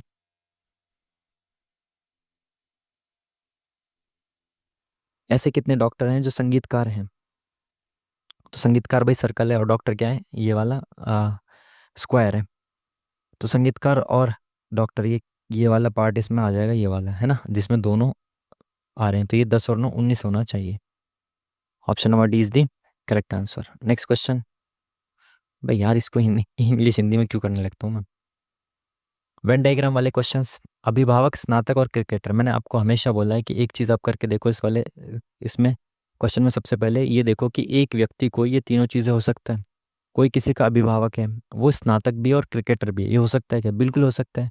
कोई एक व्यक्ति ये तीनों चीज़ें हो सकता है ना, जब कोई एक व्यक्ति ये तीनों चीज़ें हो सकता है, तो इसमें ऐसे वाला डायग्राम बनता है, सेकंड वाला ऑप्शन, खत्म काम। इसमें बहुत कंफ्यूज होते हैं बच्चे, बट इस तरह से सोचते ही नहीं है, पता नहीं क्यों। चलिए नेक्स्ट क्वेश्चन। इसमें क्या बोल रहा है भाई? क्वेश्चन मार्क पे क्या आएगा ये आपको बताना है। क्वेश्चन मार्क पे क्या आएगा ये बताना है ना। 9 का डबल 18, 13 का डबल नहीं है, 14 का डबल है इसमें तो भाई, बट इसमें 13 का डबल नहीं है। ओके, तो ये तो नहीं होना चाहिए। क्रॉस चेक कर लो एक बार। 9 में 9 प्लस किया, 12 में 6 प्लस किया, 13 में 11 प्लस किया, 19 में 11 प्लस किया। इसमें लेकिन 9 प्लस किया था और इसमें 6 प्लस किया था। इसमें 14 प्लस किया, तो प्लस का भी कुछ ऐसा सच लॉजिक तो नहीं दिख रहा है ना। हमने देख लिया कैसे 9 दूनी 18 करके, एक क्रॉस देख लिया प्लस माइनस करके। अब डबल डबल का देख लो एक बार। 20 और 30, ये कितना बन गया? 27, तीन कम, ये कितना है? 20, 40 और 3 43, और ये 40 और 3 43 बराबर है ये तो। ठीक है। एक छोड़ के एक देख लिया, ऐसे बराबर देख लिया। प्लस माइनस करना है, माइनस कर लो एक बार। 12 में 18 में 6 गया, 18 में से 12 गया 6, और 12 में से 9 गया 3, और 9 में से, अच्छा, 6 3 18, ठीक है। 19 और 5 24, और 13 और 6 19, 6 5 30। बहुत सही, बहुत बेहतरीन क्वेश्चन, अच्छा क्वेश्चन है। इसने क्या किया, पहले इन दोनों का डिफरेंस लिया, उसको मल्टीप्लाई कर दिया, इन दोनों का डिफरेंस लिया, मल्टीप्लाई कर दिया। अब इन दोनों का डिफरेंस लो, कितना आएगा? 7। 21 और 7 28, और 14 और 7 21, तो 7 और 7 का मल्टीप्लाई करेंगे 49 आएगा। ऑप्शन में ही नहीं है 49 तो। ये रहा option number D is the correct answer, ठीक है। अच्छा क्वेश्चन था भैया। सभी बैग पेन है, सभी पेंसिल पेन है, तो सारी पेंसिल जो है ये पेन है। एक सेकेंड, सभी बैग पेन है, तो सारी पेंसिल पेन है, तो पेंसिल इनके अंदर आ जाएंगी, सारी पेंसिल भी पेन है, ठीक है। ठीक है, इसको अच्छे से बनाए तो लो। सभी बैग पेन है, ठीक है, और सारी पेंसिल भी जो है वो पेन है, ठीक है, ठीक है। कुछ पेन बैग है, कुछ पेन बैग हैं, कुछ पेन बैग हैं, बिल्कुल सही बात है। सभी बैग पेंसिल हैं, तो सारे बैग पेंसिल है क्या? नहीं, पेंसिल और बैग का तो कनेक्शन है ही नहीं, तो ये गलत हो गया। कुछ पेन पेंसिल हैं, तो कुछ पेन पेंसिल है क्या? बिल्कुल सही बात है, तो 1 और 3 सही हो गया। Option number only first and third, only first and third, option number D is the correct answer, ठीक है जी। चलिए नेक्स्ट क्वेश्चन। अब फिर मैंने हिंदी इंग्लिश कर दिया यार, क्या हो रहा है ये? अन्य से अलग ऑड वन आउट छांटना है आपको, ठीक है। तो देखो भाई, सब में सेम सेम चीज़ है क्या? सब में सेम सेम चीज़ है। एक सेकेंड, ये तो पहले भी सेम ही क्वेश्चन आया हुआ है यार। ये तो ऐसा पहले भी क्वेश्चन आया हुआ है इसमें, देखो। बीटा और बीटा ये सीधे सीधे दिए हुए हैं, ये बीटा बीटा सीधे दिए हुए हैं, लेकिन इसमें बीटा और ये बीटा ये सीधे और उल्टे दिए हुए हैं। तो ये वाला ऑड वन आउट हो जाएगा इसका, ये सेम क्वेश्चन पहले भी आया हुआ है, ठीक है। करने की अप्रोच क्या होनी चाहिए आप में, आपको इसमें कि आप सारे एलिमेंट पहले चेक करो कि सब में सेम एलिमेंट है ना। कई बार किसी में एक अलग एलिमेंट दे देगा, ठीक है, तो इसमें एक अलग ही एलिमेंट दे रखा है। यहाँ पे दोनों बीटा बीटा सीधे सीधे हैं, 3 ऑप्शन में एक में क्या है, उल्टा है, ठीक है। चलिए नेक्स्ट क्वेश्चन। यहाँ पे क्या आएगा ये बताना है आपको, ठीक है। तो ये वाली चीज़ कहाँ पे आ गई? यहाँ पे आ गई, फिर यहाँ पे आ गई, देखो एक बार ऐसे गई और फिर वापस इधर आ गई। अब ये वापस नीचे चली जाएगी, तो कोने में आनी चाहिए ना। तो कोने में कहाँ पे है? कोने में सेकंड और फोर्थ ऑप्शन में, ठीक है, ठीक है। अब और क्या चीज़ है इसमें, देखो। सेकंड और फोर्थ ऑप्शन याद रखना है आपको, ठीक है, ठीक है। इसको देख लो, जो आया था पहले इधर गया, फिर उसके बाद ये इधर इधर इधर आ गया, ये 2 बार ट्रैवल कर गया। पहले ही एक बार ऐसे ट्रैवल किया एक बार, फिर उसके बाद ये ऐसे ऐसे 2 बार ट्रैवल कर गया। अब ये 3 बार ट्रैवल कर जाएगा, 1 2 3, तो ये यहाँ पे आ जाएगा आयत, ठीक है। तो कोने में आयत किसके है? ऑप्शन नंबर डी के। समझ पाए बात को? सेकंड में नहीं है। समझ पाए ना? नहीं समझो तो दोबारा से देख लेना। Next question. एक तस्वीर की ओर इशारा करते हो, डेविड ने कहा तस्वीर में दिख रही लड़की मेरे भाई है। तो डेविड जी कह रहे हैं, डेविड जी कह रहे हैं कि मेरे भाई, तो डेविड का कोई भाई है, मेरे भाई के इकलौते भाई, मेरे भाई के इकलौते भाई, तो मेरे भाई का इकलौता भाई मैं ही तो हुआ, ठीक है। भाई की पुत्री, तस्वीर में दिख रही लड़की, तस्वीर को इशारा करते हुए कहा उसने कि भाई तस्वीर में दिख रही लड़की मेरे भाई के इकलौते भाई यानी कि मेरी पुत्री है। तो मेरी पुत्री है, नहीं तो क्या है? डेविड से किस प्रकार संबंधित है? तो मेरी तो पुत्री है भाई वो, उसके इकलौते भाई की पुत्री है तो। Next question. एक कार 40 किलोमीटर प्रति घंटा की चाल से 4 घंटे में एक निश्चित दूरी तय करती है। 5 घंटे में वही दूरी तय करने के लिए कार को किस चाल से आगे बढ़ना होगा? 40 की स्पीड से 4 घंटे में एक दूरी को तय करिए, तो दूरी कितनी हो जाएगी टोटल? तो डिस्टेंस बराबर होता है स्पीड इंटू टाइम। तो कुल मिला के इतना डिस्टेंस उसको ट्रैवल करना है। अब ये डिस्टेंस आपको 5 घंटे में ट्रैवल करना है, तो स्पीड क्या होगी? डिस्टेंस अपॉन में टाइम, तो स्पीड कितनी हो जाएगी? 5 8 40, 8 चौक 32, option number third is the correct answer, ठीक है जी। चलिए नेक्स्ट क्वेश्चन। इसमें क्या करना है आपको? डिक्शनरी के अकॉर्डिंग लगाना है ना। हाँ, तो इसमें क्या करिए, ऑप्शन से चेक करिए। तो ऑप्शन में क्या कह रहा है, पहले कौन कौन सा ऑप्शन है? 2 और 4, तो 2 और 4 में से चेक करिए पहले कौन आएगा। 2 और 4 में से पहले क्या आएगा? WEA टी और वी। तो टी पहले आएगा या वी आएगा? तो पहले टी आएगा, तो फोर्थ नहीं आ सकता, पहले आएगा 2, ठीक है। तो फोर्थ वाला ऑप्शन जो है वो खत्म हो गया। उसके बाद देखो, एक, चार, तो चार, एक और चार में से कौन पहले आएगा ये चेक करना है आपको, ठीक है। एक और चार में से पहले कौन आएगा ये देखिए, एक और चार, डब्ल्यू ई ई, डब्ल्यू ई ए, तो ई पहले आएगा, ए पहले आएगा, ए पहले आएगा ना, तो चार पहले आएगा एक से। तो भाई इसके बाद क्या हो जाएगा, ये ऑप्शन भी खत्म। तो दो के बाद आएगा चार, उसके बाद एक और पाँच में से कौन आएगा ये चेक करना है आपको। तो एक और पाँच में से देखो जल्दी कौन आएगा, एक और पाँच, W E, W E I, E F G H I, तो ई पहले आएगा ना कि आई, तो एक पहले आएगा, तो एक वाला जो ऑप्शन होगा लास्ट में वो सही हो जाएगा, ठीक है। Next question, B C, B, एक सेकेंड भाई, बी सी जिसकी केवल एक संतान है की पोती है। तो बी सी जिसकी, यानी कि सी की केवल एक संतान है की पोती है बी, तो सी की पोती है बी, सी की केवल एक संतान है, इसकी पोती कौन है, बी है, ठीक है। बी सी जिसकी केवल एक संतान है की पोती है, ठीक है। तो ये बेटी है इसकी, मतलब इसकी पोती है, ठीक है। डी सी जिसका भाई ई और पुत्री ए है। बी सी जिसकी केवल एक संतान है, तो सी की केवल एकमात्र संतान है, एकमात्र संतान है, ठीक है।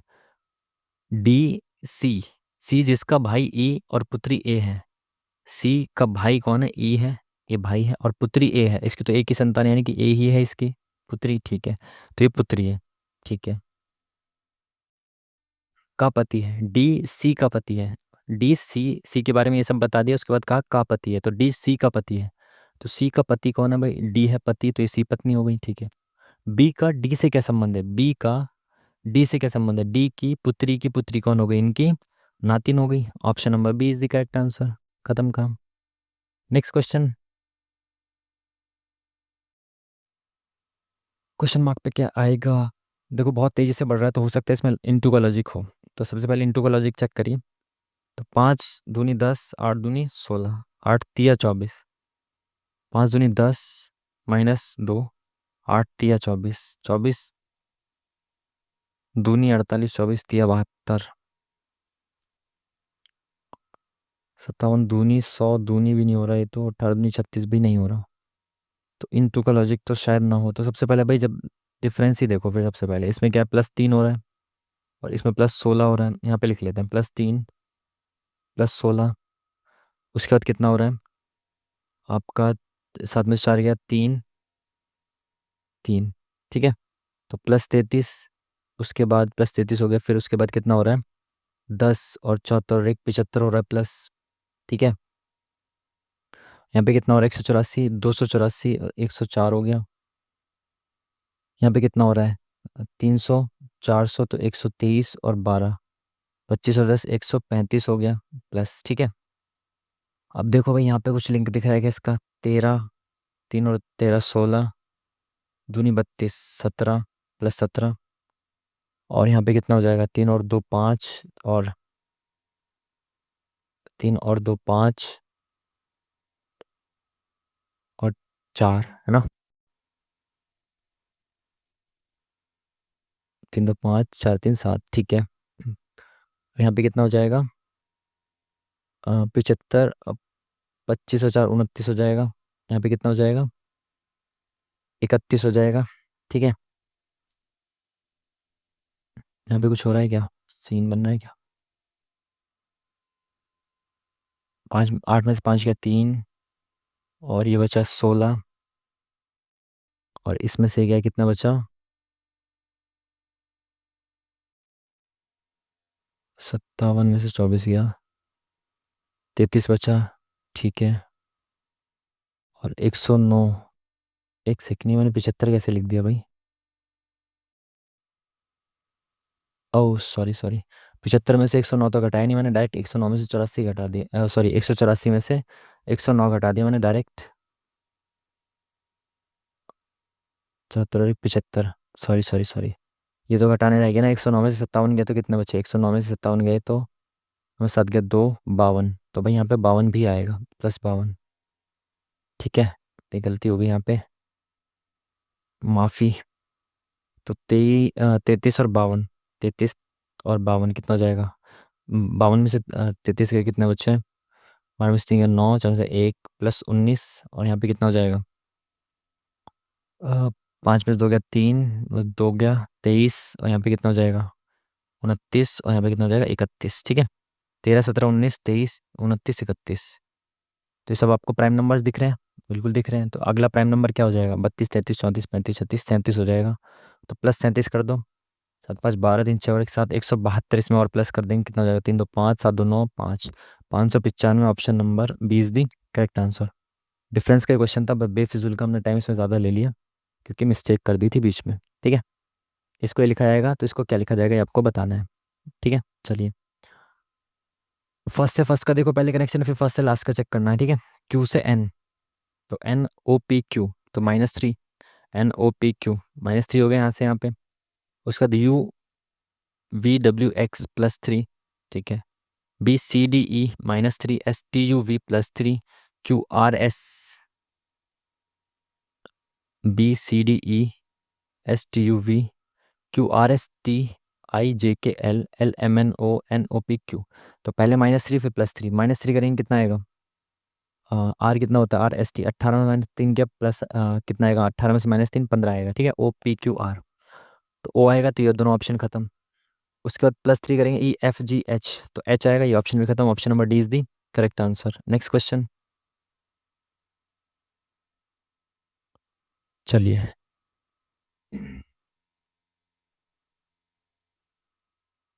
7 मित्र हैं। ठीक है, ये सब हैं, पूर्व की दिशा की ओर खड़े हैं। ठीक है, चंदन फातिमा के निकटतम दाएं हैं, तो फातिमा है जी।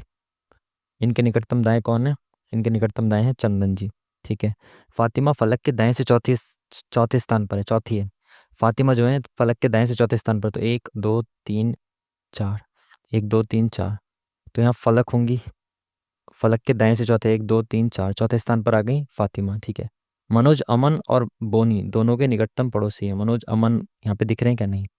फलक जो अमन के बाएं से तीसरे स्थान पर है, फलक अमन के बाएं से तीसरे, तो अमन कहाँ होगा? यहाँ पे होगा अमन, 1 2 3 तीसरे स्थान पर आ गया। ठीक है, एक अंतिम छोर पर खड़ा है, तो फलक अंतिम छोर पर खड़ा है। टोटल कितने? 7 हैं, तो ये अंतिम छोर पर 1 2 3 4 5 6, तो एक और यहाँ पे होगा 7। ठीक है, ठीक है, क्या रह गया अब हमारा? मनोज अमन और बोनी दोनों का निकटतम पड़ोसी है, तो अमन ये रहा, बोनी यहाँ पे होगा और मनोज यहाँ पे होगा। ठीक है, महिमा की सही स्थिति क्या है? महिमा कहाँ पर है भाई? ये एम से तो मनोज है, महिमा कहाँ पर होगी? महिमा यहाँ पर होगी। ठीक है, तो महिमा चंदन के निकटतम बाएं है क्या? नहीं, दाएं हैं। बोनी के निकटतम बाएं, बोनी के निकटतम बाएं नहीं। बोनी और फातिमा के निकटतम पड़ोसी, बोनी और फातिमा नहीं। मनोज के दाएं से चौथा, मनोज के दाएं से 1 2 3 4, चौथे स्थान पर। Fourth option is the correct answer. ठीक है जी, चलिए नेक्स्ट क्वेश्चन।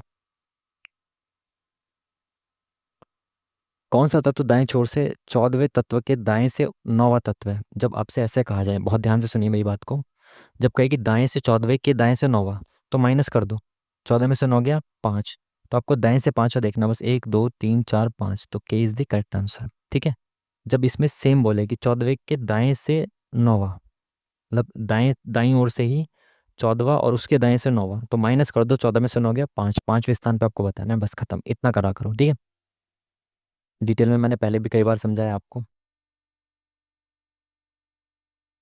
किन दो चिन्हों को आपस में बदला जाना चाहिए? प्लस और माइनस को अगर बदलें तो यहाँ प्लस कर देंगे, और यहाँ पे माइनस की जगह प्लस की जगह माइनस कर देंगे। ठीक है, तो यहाँ पे कितना आ जाएगा? 4/3 करेंगे तो 3 3 और 3 दूनी 6, 4 दूनी 8, 4 तिया 12, 48 प्लस 128 -58, तो 8 और 8 16 हो जाएगा। 6 में से 8 गया, 8 बचेगा। यूनिट डिजिट 8 आ रहा है क्या? नहीं, तो ये नहीं हो सकता। नेक्स्ट देखें, इंटू और प्लस को चेंज करना है, तो यहाँ पे प्लस आ जाएगा और इंटू आ जाएगा यहाँ पे। ठीक है, 4/3, 3 से कट रहा है क्या? 3 एकम 3, 2 नहीं कट रहा, तो ये नहीं हो सकता। नेक्स्ट देखें, डिवाइड और माइनस, तो माइनस की जगह डिवाइड कर दो, डिवाइड की जगह माइनस कर दो। तो 48/96, 48 दूनी 96, 2 दूनी 4। ठीक है, तो 2 -3 प्लस 58, 60 में से 3 गया 34 बचेगा क्या? नहीं, ये भी नहीं हो सकता, तो एक ही ऑप्शन बचा, इसको देख लो, डिवाइड और इंटू।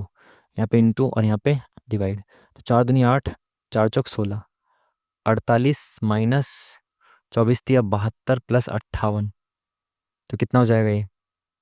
50 100 106 में से 72 गए, तो 4 3, बिल्कुल सही, ऑप्शन नंबर डी जो है वो करेक्ट हो जाएगा। Next question.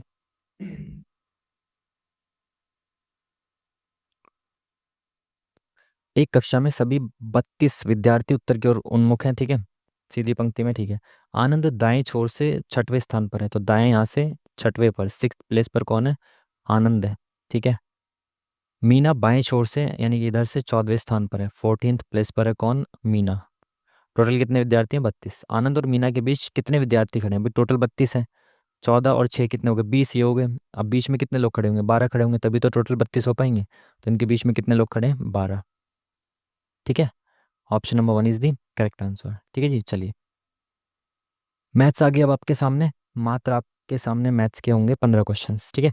चलिए करते हैं इनको। इंग्लिश में पढ़ना चाहते हैं इंग्लिश में पढ़िए, फिर आराम से देखेंगे हिंदी में, ठीक है। चलिए, दो पाइप एक टंकी को अलग अलग क्रमशः 36 और 45 मिनट में भर सकता है, यानी कि एक पाइप ए 36 मिनट में भर सकता है, बी 45 मिनट में भर सकता है। एक निकासी पाइप प्रति मिनट 40 लीटर पानी निकाल सकता है। निकासी पाइप एक मिनट में 40 लीटर निकालता है। यदि तीनों पाइप खोल दी जाए तो टंकी 1 घंटे भर जाती है, यानी कि ए प्लस बी प्लस सी तीनों काम करे तो 60 मिनट में भर जाती है। इनकी एफिशिएंसी निकाल लो।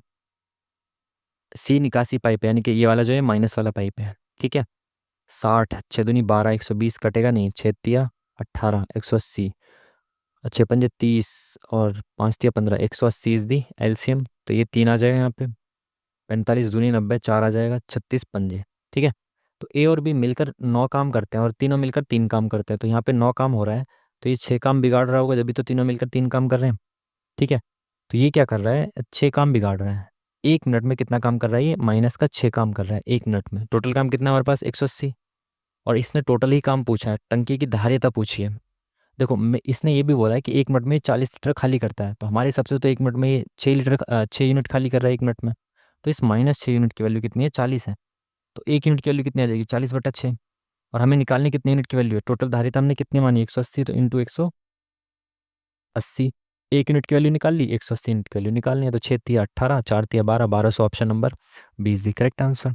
Easy question. Next question.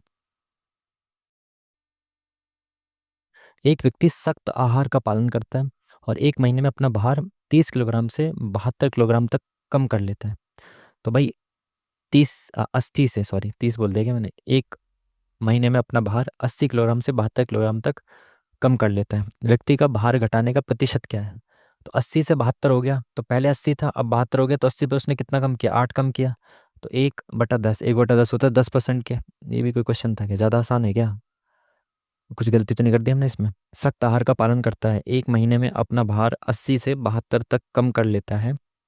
भार घटाने का प्रतिशत क्या है? 80 से 72 कर लिया, 8 किलोग्राम 80 पे कम किया, ठीक है। वैसे भी इसमें आसान आसान क्वेश्चन ही आएंगे, कुछ ज़्यादा डिटेल में तो नहीं आएंगे। एक सिपाही 200 मीटर दूर से एक चोर को देखता है, ठीक है। सिपाही ने पीछा करना शुरू किया तो चोर भी भागने लगा, ठीक है। यदि सिपाही की गति इतनी है, चोर की गति इतनी है, तो चोर पकड़े जाने से पहले कितनी दूर दौड़ पाएगा? देखो आप सबको मैं बताऊं, इसमें जो स्पीड होती है और डिस्टेंस होता है, चोर पुलिस वाले सवालों में स्पीड और डिस्टेंस का रेशियो इक्वल होता है ना। भाई स्पीड इनकी कितनी है? 8 और 6 है। ये कौन है? सिपाही और चोर। और इनका डिस्टेंस भी 8 और 6 ही चला जाएगा, ठीक है। इनके द्वारा डिस्टेंस भी 8 और 6 ही चला जाएगा। तब डिस्टेंस के बीच का जो वो है, इनको रेशियो में चेंज कर लेते हैं। एक बार ना मैं बेसिक से भी आपको बताऊंगा कि आपको ये सब चीज़ें ना पता हो ना आप लगा पाए उस वक्त। देखो 8 और 6 यानी कि 2 चौक 8, 2 तिया 6, 4 और 3 ही रहेगा रेशियो डिस्टेंस का भी। अब चोर जो है उससे कितना आगे है? कितना आगे है?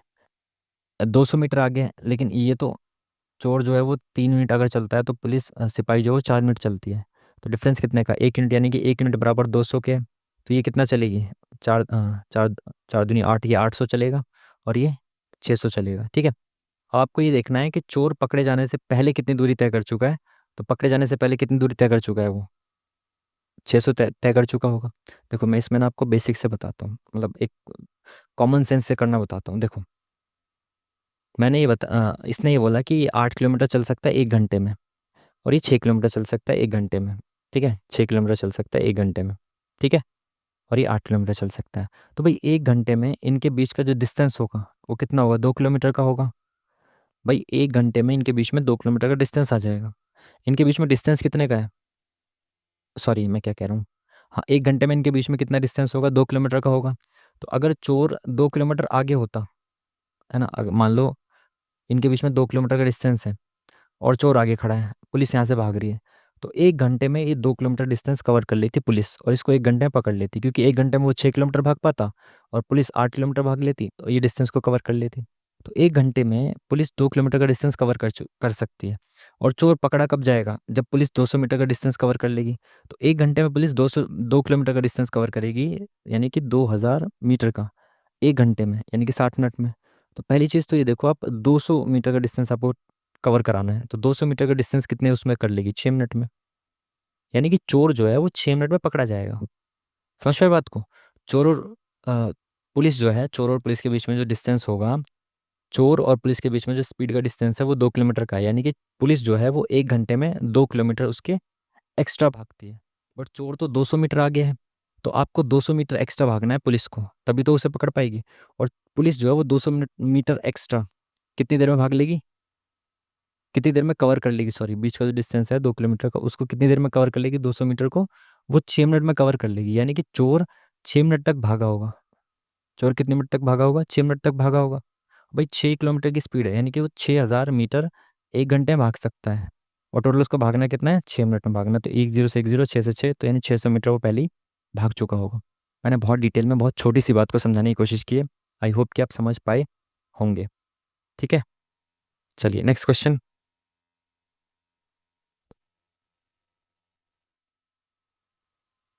12 सेंटीमीटर त्रिज्या वाले एक वृत्त खंड के त्रिज्य खंड का क्षेत्रफल इतने सेंटीमीटर है। त्रिज्य खंड के संगत चाप की लंबाई ज्ञात कीजिए।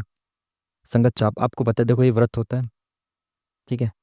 इसमें क्या होगा, ये मैंने ऐसे इसकी त्रिज्या बना दी है, ठीक है। तो ये जो पूरा है, ये क्या है? वृत्त, ये त्रिज्य खंड है। तो इसका एरिया क्या होता है? त्रिज्य खंड का एरिया होता है θ/360 इंटू में πr², ये होता है। ये संगत चाप की लंबाई पूछ रहा है, यानी कि इसकी लंबाई पूछ रहा है, केवल इसकी, यहाँ से यहाँ तक की। तो चाप की लंबाई क्या होती है? θ/360 इंटू में 2πr होती है, ठीक है। बिल्कुल ठीक है। तो इसको मिटा देते हैं यहाँ से। इसकी वैल्यू आपको दे रखी है कितनी? 32 पाई, है ना। और रेडियस कितनी दे रखी है आपको? 12 सेंटीमीटर। θ/360 यहाँ पे भी चाहिए, θ/360 यहाँ पे भी चाहिए। तो आप क्या करो, या तो इसको एक्स मान लो, या फिर θ/360 ही रहने दो। इसकी वैल्यू कितनी आती है देख लेंगे, है ना। चलो, पाई से तो देखो पाई कैंसिल हो गया यहाँ पे। r² कितना है? 12 × 12 बराबर 32। तो 12 × 12 नीचे आ जाएगा 144, ठीक है। तो आपको दिख गया यहाँ पे θ/360 की वैल्यू कितनी आ गई? 32/144। वो आपको यहाँ रख देनी है, खत्म काम। 32/144 वैल्यू कहाँ रख देनी है आपको? इस थीटा की जगह पे। तो 32/144 into 2 × pi into R. Radius कितनी है? 12। तो 12 से तो 12 बार में गया, 2 से 6 बार में गया, 2 × 3 = 6, 2 एकम 2, 2 × 6 = 12, तो 16/3 पाई। तो option number 1 is the correct answer, ठीक है। Next question.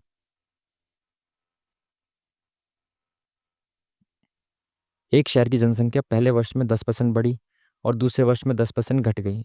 यदि दूसरे वर्ष के अंत में जनसंख्या इतनी है, तो पहले वर्ष के प्रारंभ में जनसंख्या कितनी थी? मान लो कि भाई पहले वर्ष में जनसंख्या x थी, ठीक है।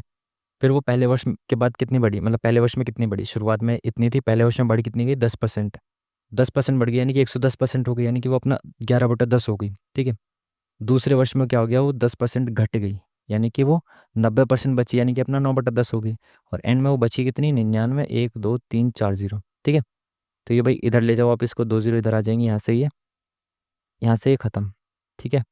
अभी 11 99 यहाँ पे मल्टीप्लाई में, यहाँ पे डिवाइड में आ जाएगा, इससे खत्म। तो एक के बाद 2 4 6 0 आ जाएंगी। Option number second is the correct answer, ठीक है जी। चलिए नेक्स्ट क्वेश्चन।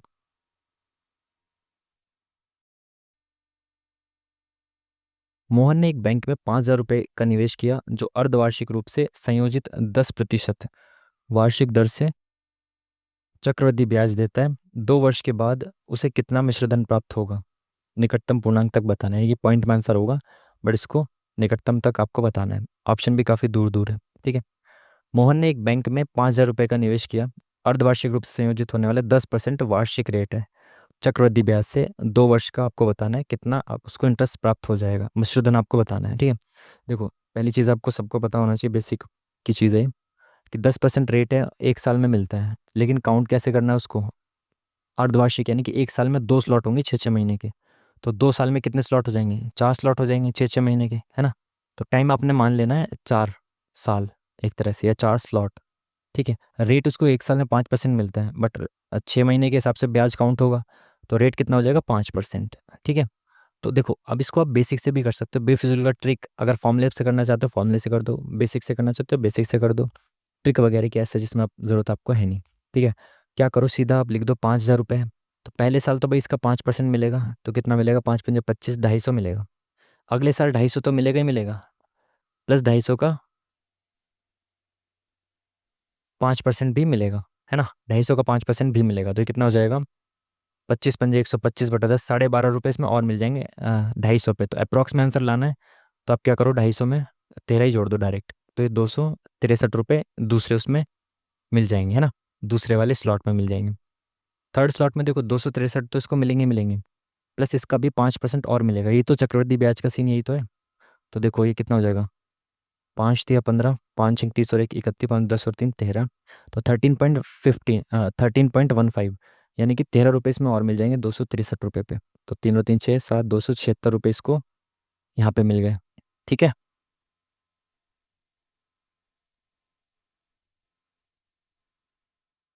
अब चौथे ईयर में चौथे वाले स्लॉट में इसको 276 तो मिलेंगे मिलेंगे, प्लस प्लस इस पे भी ब्याज मिलेगा कितने का? 5% का। तो 5×6 = 30, 5×7 = 35, 36 × 37 = 38, 5×10 = 3, 13, 13.8 यानी कि 14 रुपये का इसमें ब्याज मान लो। तो इसमें मिल गया इसको 290 रुपये। ठीक है। मैंने पहले 5% निकाला, मुझे पता है कि इतना तो मिलता ही जाएगा। ब्याज पे भी ब्याज मिलता है चक्रवृद्धि ब्याज में। ठीक है। ठीक है ना। और चक्रवृद्धि ब्याज ही इसमें काउंट करना था। तो टोटल ब्याज इसको कितना मिल जाएगा? 6×3 = 9, और 6×5 = 11, 9 = 20 और 7 = 27, 2 4 6 8 10, तो 1079 अप्रॉक्स ब्याज मिल जाएगा, क्योंकि मैंने 12.5 को 13 मान लिया, 13.8 को 14 मान लिया। तो 1079, 5,000 रुपये की राशि थी, 6079 के अप्रॉक्स आंसर आना चाहिए, और 6079 के अप्रॉक्स एक ही ऑप्शन है। समझ पाए बात को? बेसिक से कर दो, कोई दिक्कत नहीं है ऐसे सवालों को। Next question. एक व्यक्ति स्थिर जल में इतने की गति से नाव चला सकता है, यानी कि एक्स दे रखा है आपको। एक्स क्या होती है? स्थिर जल में नाव की चाल। 4 किलोमीटर प्रति घंटा की गति से बह रही धारा, तो धारा की गति दे रखी है 4, यानी कि वाई दे रखी है आपको।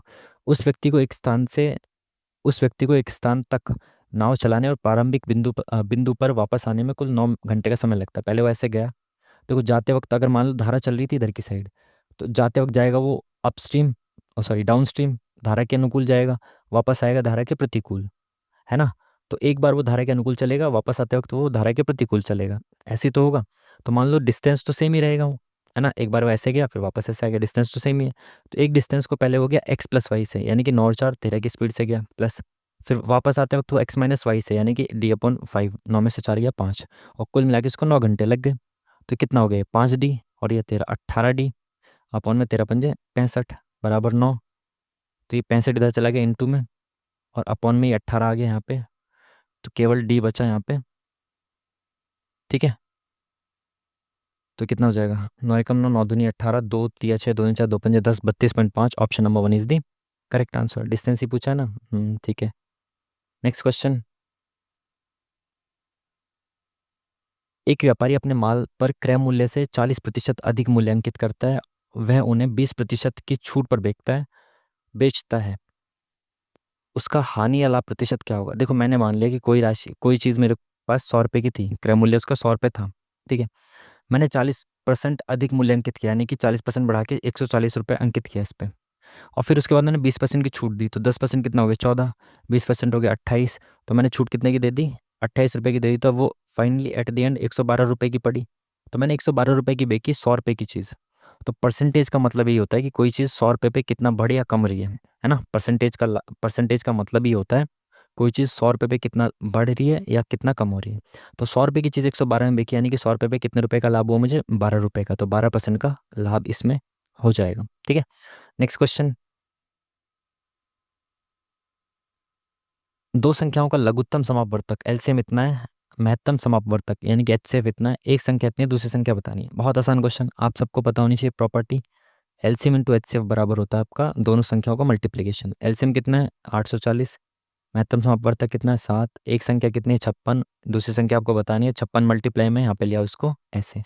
7 एकम 7, 7 अट्ठे 56, 8 एकम 8, 8 पंजे 40, तो 105 option number C is the correct answer है। ठीक है जी, चलिए नेक्स्ट क्वेश्चन। टाइम काफ़ी हो गया, अब जल्दी से करते हैं, मेरे को भी काम था यार।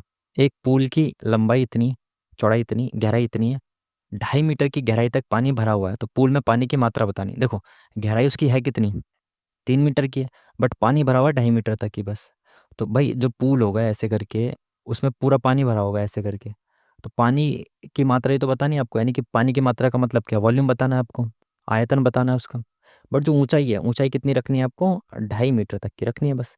और ये जो क्यूबॉइड होगा, पूल कैसा होगा, घनाभाकार होगा, तो घनाभ का आयतन होता है L/B/H। तो लंबाई कितनी है 15, चौड़ाई कितनी है 10, ऊंचाई कितने तक पानी भरा हुआ है, 2.5 तक ही तो पानी भरा हुआ है, तो ये हो गया जीरो खत्म, 25 25, 25 पंजे 125, 25 और 27 और 10 37, तो 375 ऑप्शन नंबर 20 दी करेक्ट आंसर। ठीक है जी, चलिए नेक्स्ट क्वेश्चन। PQR एक साझेदारी में प्रवेश करते हैं, अपनी पूंजी को इतने के अनुपात में निवेश करते हैं, उनके निवेश की अवधि इतने के अनुपात में, लाभ को किस अनुपात में वितरित करेंगे। एक साझेदारी में प्रवेश करते हैं, प्रवेश करते हैं, पूंजी का रेशियो उनका ये है, इस रेशियो में पूंजी इन्वेस्ट करते हैं वो, और निवेश की अवधि इतनी है। भाई देखो ए जो है 3 रुपये इन्वेस्ट करता है 4 महीने के लिए, तो भाई मैं 3 रुपये इन्वेस्ट कर रहा हूँ 4 महीने के लिए, तो कितने रुपए इन्वेस्ट कर दूंगा मैं, ABC ऐसे लिख लो। 3 रुपये इन्वेस्ट कर रहा हूँ 4 महीने के लिए, ऐसे मान लो आप, तो 12 रुपये इन्वेस्ट कर दिए मैंने। बी कितना इन्वेस्ट कर रहा है, 2 रुपये इन्वेस्ट कर रहा है, टाइम कितना है 6, तो 12 रुपये में इन्वेस्ट हो गए टोटल। मैं सी 5 यूनिट इन्वेस्ट कर रहा है, और टोटल कितने टाइम के लिए, 7 के लिए, तो 7 पंजे 35। तो ये इनकी इन्वेस्टमेंट का रेशियो आ गया, पूछा क्या है इनके लाभ का। तो जो इनकी इन्वेस्टमेंट का रेशियो होता है वही इनका प्रॉफिट का रेशियो होता है, जिस रेशियो में इन्होंने इन्वेस्टमेंट किया होगा उसी रेशियो में इनको प्रॉफिट मिलेगा। तो second number option is the correct answer.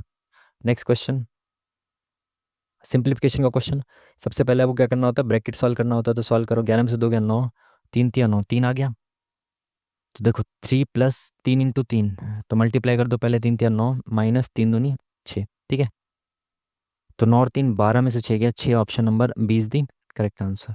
ठीक है, आसान सा क्वेश्चन। नेक्स्ट क्वेश्चन, 17 और 520 के बीच उन संख्याओं का योगफल ज्ञात कीजिए जो 6 से विभाज्य हैं। थोड़ा सा कैलकुलेटिव क्वेश्चन हो जाएगा ये तो। 17 और 520 के बीच उन संख्याओं का योगफल ज्ञात करना है जो 6 से विभाज्य हैं। देखो पहली संख्या तो 18 होगी, 17 के बाद जो 6 से विभाज्य होगी। ठीक है, और दूसरी संख्या 24, फिर 30, ऐसे करके चलता चला जाएगा। लास्ट संख्या क्या होगी, 520 से लास्ट टाइम जो कटेगी, दो 6 से काट के देख लो इसको, 6 अट्ठे 48, 4 इधर गया 6 6 36, तो 516 होगी लास्ट संख्या। लास्ट संख्या कौन सी है, 536 है, 516 है सॉरी। ठीक है, अब इसके लिए आप AP का फॉर्मूला भी लगा सकते हो, बट मैं क्या करता हूँ, मैं एवरेज निकाल के फिर मल्टीप्लाई कर देता हूँ ना। देखो यहाँ पे मैं मान लेता हूँ कि 6 है, ये 12 है, तो 6 12 18 ऐसे करके चलेगा, तो 1 2 3 4 5 6 ऐसे करके कौन से नंबर पे आएगा, ये 6 से डिवाइड करें तो 86 नंबर पे आएगा। बट इसमें शुरू की 2 संख्या नहीं है, आप मेरी बात को समझो, है ना। मान लो फॉर्मूला उस वक्त नहीं याद रहा आपको, तो इसमें शुरू की 2 संख्या नहीं है, यहाँ से यहाँ तक टोटल कितनी 86 संख्या है, शुरू की 2 नहीं है, तो यानी कि टोटल कितनी संख्या है, 84 संख्याएं हैं टोटल। ठीक है, आपको पता है जो अगर मैं एवरेज निकाल दूँ इनका, क्योंकि ये कॉन्जिक्यूटिव नंबर्स हैं, तो कॉन्जिक्यूटिव नंबर्स का जो एवरेज होता है वो पहले और लास्ट वाले का एवरेज ही सबका एवरेज होता है। लास्ट वाले और पहले का एवरेज ही सबका एवरेज होता है कॉन्जिक्यूटिव नंबर्स में। तो ये 516 और 18 का एवरेज क्या हो जाएगा, 516 और 18, तो कितना हो जाएगा, 8 से 14, 3, ठीक है 534/2। एवरेज तो इन दोनों का /2 करना पड़ेगा ना, 2 दूनी 4, 2 6 12, 2 7 14। समझ पाए बात को, मैंने क्या कहा कि मुझे इन सबका एवरेज निकालना है। अगर मेरे पास एवरेज आ गया तो मैं मल्टीप्लाई कर दूंगा टोटल नंबर से, तो इनका सम आ जाएगा। सम क्या होता है, एवरेज इंटू में टोटल नंबर्स कितने हैं, ये तो होता है सम। और ये कॉन्जिक्यूटिव नंबर्स में जो एवरेज होता है वो होता है आपका फर्स्ट और लास्ट वाले का, जो एवरेज होगा ना फर्स्ट और लास्ट वाले का, वही सबका एवरेज होगा। तो मैंने इनका एवरेज निकाला फर्स्ट और लास्ट का, 2 संख्या है, 2 संख्या एवरेज निकालूंगा तो प्लस करके अपॉन 2 कर दूंगा, तो आगे 267, ये मेरे पास आ गया एवरेज। ठीक है, इसको थोड़ा ऊपर लिख लेता हूँ क्योंकि मल्टीप्लाई करना है। 267 इनका आ गया एवरेज। ठीक है, अब मेरे पास संख्या कितनी है टोटल, 84 है, तो मल्टीप्लाई करूंगा तो इनका आंसर आ जाएगा, सम आ जाएगा, योग। ठीक है, बाकी आप AP के फॉर्मूले से भी कर सकते हो, अर्थमेटिक प्रोग्रेशन के, बट अगर आप भूल जाते हो तो ये चीज़ें आपको पता होनी चाहिए। 4 7 28, यूनिट डिजिट 8 आएगा, और एक के ऑप्शन में 8 है, खत्म काम, पूरी कैलकुलेशन भी नहीं करनी पड़ी, है ना। चलिए नेक्स्ट क्वेश्चन,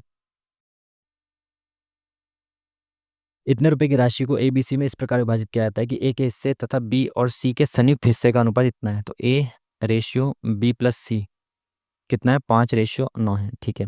सी के हिस्से तथा ए और बी के संयुक्त हिस्से का अनुपात इतना है। अच्छा, सी का रेशियो और ए प्लस बी के संयुक्त रेशियो का अनुपात कितना है, 3:7 है। तो बी का हिस्सा आपको बताना है। देखो यहाँ पे भी तीनों का दे रखा है और यहाँ पे भी तीनों का दे रखा है। ऐसे क्वेश्चंस काफ़ी बार आ चुके हैं। तो देखो यहाँ पे इन तीनों को मिला के टोटल कितना है, 14 है। इनके पास यहाँ पे मिला के कितना, 10 है। तो ये तो गलत चीज़ हो गई ना भाई, मिला के तो तीनों के पास बराबर ही राशि होगी ना। इन्होंने रेशियो तो अलग अलग बना के दिया है। अगर इनके पास मिला के 14 रुपये हैं तो इनके पास भी 14 होने चाहिए थे, या इनके पास 10 है तो इनके पास भी 10 होने चाहिए थे। तो इनको बराबर बनाओ। तो 14 और 10 का एलसीएम ले लो, 70 होता है। तो इसमें आप मल्टीप्लाई 5 कर दो और इसमें मल्टीप्लाई 7 कर दो। तो 5 से मल्टीप्लाई करेंगे, 5 पंजे 25, 5 निम 45, 7 या 21, 7 सत्ते 49। तो इनका भी योग 70 आ गया और इनका भी योग 70 आ गया। अब ठीक है, अगर ए के पास यहाँ पे 25 है तो यहाँ पे भी ए के पास 25 ही होने चाहिए। अगर यहाँ पे ए और बी के पास 49 है तो ए के पास 25 है, तो बी के पास कितने हो जाएंगे, 24 हो जाएंगे, तभी तो 49 होगा। तो अगर बी के पास 24 है, देखो यहाँ पे सी के पास कितने हैं, 21 है। तो अब देखो यहाँ बी और सी है, तो सी के पास अगर 21 है तो 21 घटाएंगे कितना हो जाएगा, 24। पता चल गया ना, बी के पास यहाँ से भी निकल गया 24, यहाँ से भी निकल गया 24, और सी के पास कितना है, 21। ठीक है, पूछा क्या, बी का हिस्सा। तो ए और बी और सी का रेशियो कितना आ गया, ए आ गया 25 और आपका बी कितना आ गया, बी कितना आया था भाई, ए के पास 25 है, बी आ गया आपके पास 24 और सी आ गया आपके पास कितना, 21। ठीक है, तो ये सब चीज़ें मिटा दो। पूछा क्या इसने, अरे भाई 5 मिनट रह गई बस, कंप्यूटर भी अभी तो भाई ये टोटल इनके पास क्या हो गया, इस रेशियो में पैसा बट गया इनके पास, और एक्चुअल में पैसा इतना बटा है, तो टोटल पैसा कितना हो जाएगा, 50, 60, 70। 70 की वैल्यू कितनी दे रखी है, इतनी दे रखी है। और हमें निकालनी किसकी है, बी का हिस्सा, तो 24 की वैल्यू निकालनी है। वैसे आप ऐसे भी कर सकते हो, तो एक 24 का मल्टीपल ही आंसर होगा। पहली चीज़ तो जो 4 और 6 से कटे, या फिर आप 8 और 3 से काट के देख सकते थे, 8 और 3 से जो कटे, तो ये 3 से कट रहा है, क्या ना बचा, बस 16, ये नहीं कट रहा, 14 ये नहीं कट रहा, 9 और 5, 14, 15, 16, 17, 18, ये 3 से कट रहा है, और 23, 14, 15, 16 ये नहीं कट रहा, 3 से एक ही ऑप्शन कट रहा है, खत्म काम। ऐसे भी कर सकते थे आप, ऐसे कर लो, 7 एकम 7, 7 अट्ठे 56, तो 8 चौक 32, 2 आएगा इन डिजिट, खत्म काम। ठीक है, ऐसे भी आप कर सकते हो, वरना तो आप मल्टीपल से भी चेक कर सकते थे। नेक्स्ट क्वेश्चन, ये 4 है तो x किसके बराबर होगा, देखो ये 4 है तो इसके अंदर कितना होना चाहिए, 16 होना चाहिए। रूट 16 ही तो बराबर 4 होता है। अब 10 यहाँ तो ऑलरेडी है, तो यहाँ पे क्या आना चाहिए, 6 आना चाहिए। यहाँ पे 6 कब आएगा, जब इसके अंदर कितना आएगा, 6 का क्यूब आएगा, यानी कि 216 आएगा। भाई ये 216 होगा तभी तो ये बाहर निकल के 6 बनेगा यहाँ पे, और ये 10 और 6 16 बनेगा, तब जाके बाहर 4 बनेगा। तो x कितना हो जाएगा, 216 हो जाएगा, सिंपल सी बात है। समझ पाए बात को, भाई यहाँ पे 216 होगा तभी तो ये बाहर निकल के 6 बनेगा। जब ये 6 बनेगा, 10 और 6 16 बनेगा, तभी तो ये बाहर आके 4 आएगा। खत्म का, इतना आसान सा क्वेश्चन है। नेक्स्ट क्वेश्चन, चलो भाई कंप्यूटर क्वेश्चन आ गए। MS एक्सेल 2007 में निम्नलिखित में से कौन सी सेल एंट्री पूर्ण करने की विधि नहीं है, सेल एंट्री पूर्ण करने की विधि नहीं है। एंटर दबाना, एंटर करेंगे तो पूर्ण हो जाएगा, ठीक है। एरो की कुंजी आगे, हाँ ठीक है, हो जाता है। कंप्यूटर फॉर्मूला बार के एंटर बटन पर क्लिक करना, ठीक है। स्पेस बार, स्पेस से थोड़ी कंप्लीट होगा, तो आई थिंक ये होना चाहिए ऑप्शन नंबर 4, तो जो है वो विधि नहीं होनी चाहिए कंप्लीट करने की। ठीक है, नेक्स्ट क्वेश्चन, ये सब क्या यार, फॉर्मूला वगैरह, नेक्स्ट देखेंगे। क्या बोला इसने, बॉक्स जिसमें चार्ट में प्रत्येक सीरीज का नाम और रंग दिखाने वाले चिन्ह होते हैं उसे डैश कहा जाता है। आमतौर पर चार्ट में 2 या 2 से अधिक सीरीज होने पर इसका उपयोग किया जाता है। चार्ट जिसमें प्रत्येक का नाम और रंग दिखाने वाले चिन्ह होते हैं उसे डैश कहा जाता है। पता नहीं यार, नेक्स्ट क्वेश्चन देखते हैं ना। वेबसाइट का मुख्य पेज उसका डैश कहलाता है, होम पेज ही तो होता है मुख्य पेज, और क्या होता है। नेक्स्ट क्वेश्चन, निम्न में से किस मेमोरी चिप की प्रोग्रामिंग निर्माण प्रक्रिया के समय की जाती है, किस मेमोरी चिप की प्रोग्रामिंग निर्माण प्रक्रिया के समय। रोम, सिंपल आसान सा सवाल, रैम तो बाद में भी हो सकता है। न्यू कमेंट, न्यू कमेंट का विकल्प MS ऑफिस 2007 के अंदर डैश मेन्यू के अंतर्गत होता है। New comment, view, insert, review, home. New comment view में तो नहीं होना चाहिए ना, इंसर्ट में न्यू कमेंट आएगा। आई थिंक रिव्यू करते वक्त ही होना चाहिए, but I am not sure, देख लेंगे ना। नेक्स्ट क्वेश्चन, निम्नलिखित में से कौन सा एक कंप्रेस्ड फाइल एक्सटेंशन है? पहले भी आया हुआ है, पीवाई क्यू क्वेश्चन है, ARJ कंप्रेस्ड का, ठीक है। पीवाई क्यू क्वेश्चन है। इथरनेट लैन किस टोपोलॉजी का उदाहरण है? Ethernet LAN local area network किसका उदाहरण है? No idea. अब कुछ तो लगा देते हैं यार, सी लगा देते हैं क्योंकि छोड़ना नहीं है ठीक है। निम्नलिखित में कौन से URL में मान्य प्रोटोकॉल नहीं है? URL में मान्य प्रोटोकॉल HTTPS है, STTP है, फाइल ट्रांसफ़र प्रोटोकॉल है। तो ये भी अजीब सा ही लग रहा है, तो ऑप्शन नंबर 1 ही होना चाहिए जो नहीं है। यूनिवैक का पूरा नाम, बहुत आसान सा, यूनिवर्सल ऑटोमेटिक कंप्यूटर, पहले ऑप्शन करेक्ट है। चलिए कितने हो गए इसमें? टोटल कितने हो गए भाई इसमें? कंप्यूटर में 8 हमने अटैम्प्ट कर दिया ऑलमोस्ट। एक ही तुक्का मारा ना शायद, बस। तो बाकी तो ठीक ही है, आसान से ही थे क्वेश्चंस। चलो भाई, सारे पार्ट हमने अटैम्प्ट कर दिए ऑलमोस्ट। जीके जीएस में हमने थोड़ा ज़्यादा टाइम ले लिया डिस्कशन करते करते ना, टाइम ज़्यादा हो गया, इस वजह से थोड़ा सा एंड में हल्का सा खींचना पड़ा, उतना भी नहीं, आराम से कर पाए थे। अभी भी 1 मिनट बचा हुआ है, तो इसको सबमिट करते हैं ना। सबमिट का ऑप्शन कहाँ पे है? यहाँ पे है। ये देख सकते हो आप, यहाँ पे आपको सब चीज़ें दिखाई जाएंगी कि कितने कितने आपने अटैम्प्ट करे हैं। तो ऑलमोस्ट सारे अटैम्प्ट किए हैं, बस इसमें हमने 8 और तो 10, 90 हमने अटैम्प्ट कर दिए इसमें, है ना। लेट्स सी क्या रहता है। सबमिट हमने कर दिया।